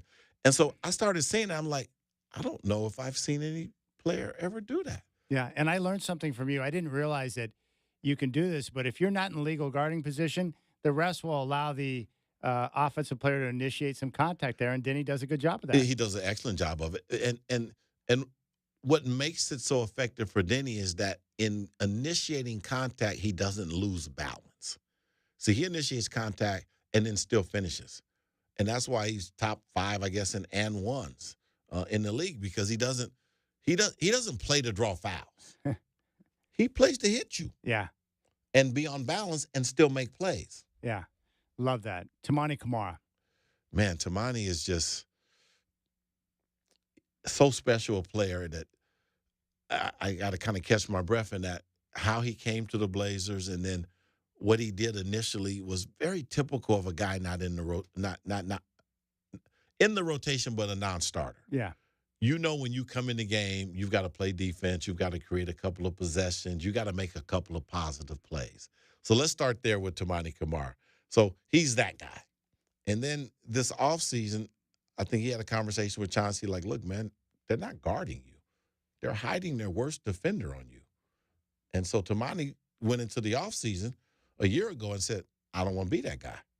And so now all of a sudden, he balanced his game. So the defense stayed and got better, but it was already at a high level. His offense wasn't. He was a complimentary offensive player, maybe opportunistic, but he certainly wasn't aggressive or assertive and putting pressure on the defense. This year, I thought he crossed that threshold. I thought Tamani Kamara was a guy that was effectively putting pressure on the defense in addition to being an outstanding defender. That's a great breakdown. He even has that little move now where he's not afraid to put the ball on the floor and drive past the closeout defender. No, he drives the closeout. You know, driving the closeout, and this is kind of, I've only got one or two pet peeves where I'm critical of pros, you know, because I just don't think I should be critical, guys. But when you catch the ball in the corner and you try to drive the closeout and step out of bounds, drives me crazy, right? Because the line doesn't move. You got to drill yourself on that footwork. You got to be disciplined with your footwork in the NBA. Stepping out of bounds, taking a negative step and stepping out of bounds, man, I don't know if anything bothers me more in basketball. I say that because Tamani never does. Yeah. His catch, pump fake, drive to close out footwork is perfect. Can I try and guess the other thing that drives you crazy? Yeah. What do you think it is? Straight line drives. Oh, yeah. When your initial guarding position is you're like a matador, you're like Andale, you're like, you give up a straight line drive. You close out and the guy goes right by you. But let me tell you a story about why I'm so sensitive to that. Because my rookie year, I'm starting for the Phoenix Suns and I'm guarding Michael Jordan. And Jordan is in the corner and he's pump faking, he's doing the pump fake. And I'm getting closer to him on every pump fake. I'm getting so excited. Like I'm going to get into this dude, right? I'm going to get a reputation by guarding Michael Jordan, right? But I came at him with the improper footwork, and I took a pump fake and came out of my stance, and he dunked on my center, James Edwards, right? And James Edwards told me after the game in the locker room, look, man, I know you're a rookie. Don't ever let that happen again. That's so good. That's so good. Yeah, I was just curious there. Finally, Donovan Clingan, the rookie who got more and more playing time as the season went along. Yeah, I think, there's a saying of, do you play better and then you play more, or you play more and then you play better? And with Donovan Clingan, I always looked at him and I was like, I was trying to figure that part out because his minutes were inconsistent for one reason or another. Yeah. Whether it was foul trouble or DeAndre Ayton was playing great, or they're just always for the first half of the season until he got hurt, before he got hurt. Yeah. It was like you couldn't figure out his deal in terms of, okay, consistently what's Donovan Clingan going to be on the floor, right? Then he got hurt, and then his conditioning was questionable after the injury. That's right. For a stretch of games. So you still didn't know, right? And then down the stretch of the season, all of a sudden you saw the sample size of, oh, okay. All right, so he's a rebounder on both ends of the floor. He's a position defender on the ball and off the ball. He's a player that can execute verticality, so he doesn't get in foul trouble anymore. And he's an efficient offensive rebounder and putback guy. So the only thing kind of missing in the package, and Chauncey Billups kind of said it, is that developing go-to offensive moves, I think, is the next step for Donovan Clingan, because Donovan Clingan is an opportunistic offensive player right now. Gets it off the glass, or but you don't run plays to him, you don't post him up. But I think he's good enough, and I think it's the next step in his growth and development to be a go-to destination offensively. All right, we're talking with Michael Holton on Hoops here in the studio for the Rip City Drive. Coach Billups, what was the biggest area of growth or change that you noticed in Coach Billups this year? I think leadership courage. I'm going to say it again because most people in his situation, right, what year 3, year 4, year 3, Year 4. year 4, and the first 3 were tough, right? They just the roster was not constructed to win, and you're coaching through that. There's a human element to taking losses. And so you come through that, and now you're in a quote unquote contract year or year where a decision is going to be made about your coaching future, and you don't change. You stay the course of what you believe in terms of developing players, and then you make some significant decisions around taking Scoot out of the lineup and taking Shaden out of the lineup, and you're public about that, not at their expense, but just for everybody's consumption. He was transparent. Hey, you know what? I think this is going to be better for that player for this reason at this point in his development. So what I'm describing is leadership courage. And saying that, I just kind of took my breath away, because most coaches do the safe thing, or they do the thing that is going to keep the locker room happy. Yeah. Particularly at the pro level, and particularly for a reasonably new coach at the pro level. Yeah. That's great. I love that.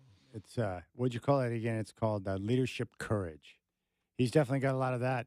He looks like a guy, even in a year where, he had uncertainty about his future in a contract year. Like he handles himself pretty comfortably. Like you can tell he's comfortable being in his own skin. He's at peace with his game. He certainly is. No. Chauncey is really, he's experienced beyond what I think people give him credit for. And understandably so. When he came into coaching, I think he had a year with the Clippers and he became a head coach. Yeah. So it happened pretty fast. That's a big jump.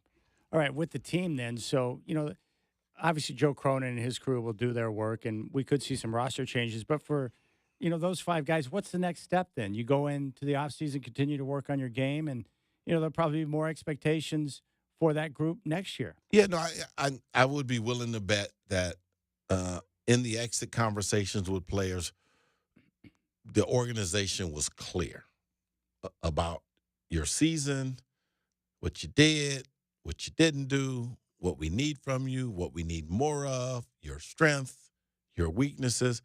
And the part of those that never become public consumption is the organization letting their player know the vision for the future looks like this, and your role in that looks like this. So when you come back, here's what we expect. And because you always go into the offseason as a pro with clarity around what you need to get better at. Okay, that's interesting. I was always wondering that when you have these exit interviews, players sitting down with, coach and team.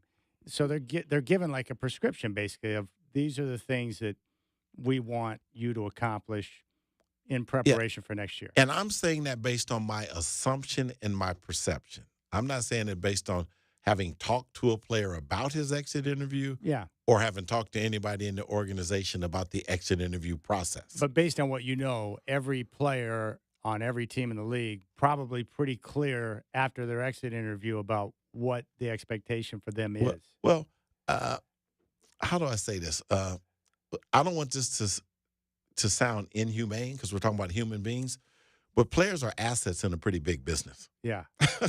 A multi-billion-dollar industry. Yeah, and so businesses manage their assets. Yes. Right? So within that framework, you're going to help your asset be the best they can be to contribute to your organization. Yeah. You're not going to withhold anything from them. Yeah. And so I make my comments based upon that frame being on the picture. Well, see, I would think that would be helpful, because of the pros or ex-pros or people that played sports that I've been around, I think they all enjoyed being coached or didn't mind being coached, but they like to know what the plan is, like what the plan is. So if you keep it simple and say, here, these are the things, and boom, they got a plan moving in the offseason, I would find that to be very comforting from the standpoint that you know what to work on. Well, yeah, you want to work on the right things. You want to be more valuable to your organization the next year. And, you don't want to be at the airport when your ship comes in, right? I don't want to spend a summer working on threes when the organization doesn't plan on me shooting threes. I don't want to spend a summer working on something that I think I should work on, that the organization is not looking to me to do. and not spend time developing the thing that fits the piece. All right, Michael, I have a question about the playoffs. You have told me that if there was a player in the league that you would pay money to see right now, Shea Gilgeous-Alexander would be one of those players. You like watching him ball for Oklahoma City. Yeah, I would. He would be at the top of my list if I only could afford to watch one player play and I had to buy a ticket. Yeah, having not seen any of them, I would buy a ticket to see Shea Gilgeous-Alexander. that's a great compliment. So what I want to know with Oklahoma City, I watched them throughout the year. They won 68 games. They're an awesome team. Defense, offense. They got depth. They've got a superstar in Shea Gilgeous who's going to win the MVP more than likely. But the one thing they lack is playoff experience. Who are they getting ready to play? It's going to be, I think it's probably Memphis. I don't think it's Memphis, but go ahead. I didn't want to throw you off your Well, game. they don't have their team yet. We have to wait for the results for the games Memphis tomorrow. Golden State, right? No, they're going to play the Mavericks or the Grizzlies in round one. Okay, the Mavericks or the Grizzlies? The Mavericks or the Grizzlies? Rockets are playing the Warriors. So the Mavericks are going to beat the Grizzlies and take OKC to 6 or 7. Wow. But that will be a good thing for them. Yeah, and might beat them. Now, I know it's an 8-1. I'm way out on the limb. Yes. But when I was watching Dallas play, just watching, I was going, wait a minute. They've got NBA experience. They've got shooting. They've got depth. They match up well with OKC. Yeah. So do you think OKC will get knocked off? They won't reach the finals? No. I'm out on a limb, right? Yeah. I got too hyped watching the Mavericks play. No, I understand. And so I looked at the matchup of them in OKC, and I go, they match up well. Let's just leave it at that. But if I gave you, let's say you could have the Clippers, the Nuggets, the Lakers, and the Warriors, or the Oklahoma City Thunder, do you think the Thunder will have issues with a more experienced team? No, I would take the Thunder. Yeah. I mean, conventional wisdom is the Thunder's body of work this season and the way that they play. Yeah. But to your point, playoff experience, does it translate? Are they ready for the biggest stage? Yeah, because that's the only, slight that I can have at them. But it's not a small slight. I mean, the big stage is the big stage. Yes, because in basically our entire lives, there's like a rite of passage in the NBA playoffs where it's a different game. You've got, teams prepare. They got the full scouting report. The pressure's much greater. How do some of the younger role players play on the road in the postseason when they're not accustomed to that experience? Playoffs are, man, and I haven't been past the first round, so I don't want to act like I'm a guy that's sitting on 2 or 3 rings. But what did the first round feel like?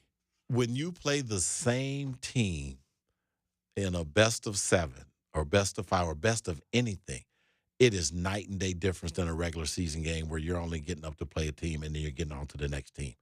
In terms of locking into a team's weaknesses, exploiting them, exerting your strengths onto them. Yes. There's a mental and a physical competitive psychology to playoff basketball that you don't have until you get it. What is a scouting report like in a regular season game? Well, I mean, it's, enough, right? Yeah. But it's like college. In college, you don't want to tell your team too much about the other team. Yeah. Because you don't want to psych your team out. In the pros, I think it's like, hey, look, these guys do this. Here are their numbers. Here's your matchup. Here's some video. Look at it. Let's go. Yeah. It's 1 of 82. Yes. In the playoffs, don't misread anything in the game plan. Don't make a game plan mistake. I love that.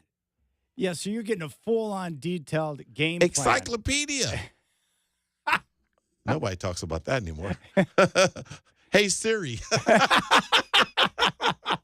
Dude, I remember did you grow up with them? I remember in our house, we had an entire shelving unit dedicated to the encyclopedia. No, I remember when the person was coming around your neighborhood selling them and we couldn't afford to buy them. So that's my experience with an encyclopedia. Oh, my goodness. You're right. Hey, Siri. Yeah. What's the scouting report on Steph Curry? That's all the encyclopedia you get nowadays. Oh, my goodness. All right. Michael Holton, Holding On Hoops. Thanks for coming by and stopping in, man. It's fun, man. Let's stay in touch. Let's get out on the links. Yeah, let's do it. I mentioned earlier on the show that you're a member of a club here in town, and I would be happy to join you at your facility sometime. We're going to get it done. That's what I'm talking about. All right, we'll keep rolling. You got the RipCityDrive with Chad doing.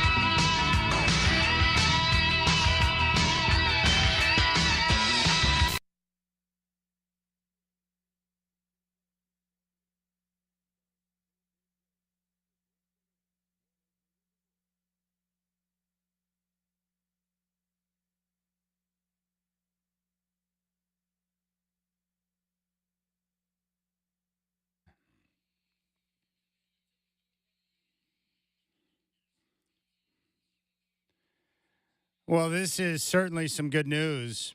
Today, the Oregon Senate passed a funding bill for the Portland Diamond Project. The bill passed with a 24-5 vote. SB 110 would authorize up to $800 million in privately backed bonds to support the construction of a ballpark in Portland. And a statement put out by Craig Cheek, the founder and president of Portland Diamond Project, quote, Portland Diamond Project is pleased that state senators overwhelmingly passed SB 110. This funding mechanism for a professional baseball stadium in Portland will not raise taxes on Oregonians. Once the bond is paid off, all new income tax revenue will go to the general fund to support other state initiatives like public education, public safety, and infrastructure. We look forward to conversations with legislators on the House side, and we're hoping to see the same kind of support in their chamber. According to the report, the bill would not put a new tax on Oregonians. It's paid for by Major League Baseball players and their employees. The bonds would only be used if Oregon secures a Major League Baseball team. SB 110 goes to the Oregon House of Representatives for consideration. So there you have it. That's the latest. So another good bit of news for Portland Diamond Project. Baseball in Portland would be awesome, obviously. So I'm hoping that they continue to make progress in that direction. I love baseball. I love this time of year. I plan a trip to go check out a baseball series every year. I enjoy hanging out and watching the game, being at the ballpark, the entire experience. And as we know, summertime here in the Portland area is awesome. So I'm all for it. Sign me up. That's good news. All right. Let's see what else I can get wrong on the show today. I can't believe I was reporting all day that the 2 playoff games were tonight in the play-in, and they're tomorrow. Well, people listen to the podcast tomorrow. You're correct. It's true. It's a very good point. I don't care about those games anyway. Heat, Hawks, Mavericks, Grizzlies. It doesn't matter who wins those games because they're going to get obliterated by both the Thunder and the Cavaliers. But Michael Holton, we just talked to him. He definitely believes that the experience or playoff experience is a big factor. And that's what the Rockets and the Thunder are up against. How will the young players deal with the real pressure of the postseason? And, as Michael pointed out, that, you're talking about an entire, game plan. And not just a scouting report, what you're getting ready for a regular season game, but an entire plan, a system put in where, guys are focused on specific details of an opponent. It's amazing. All right, that's going to do it for me. Big thanks to Michael Holton and Celeste Trapp for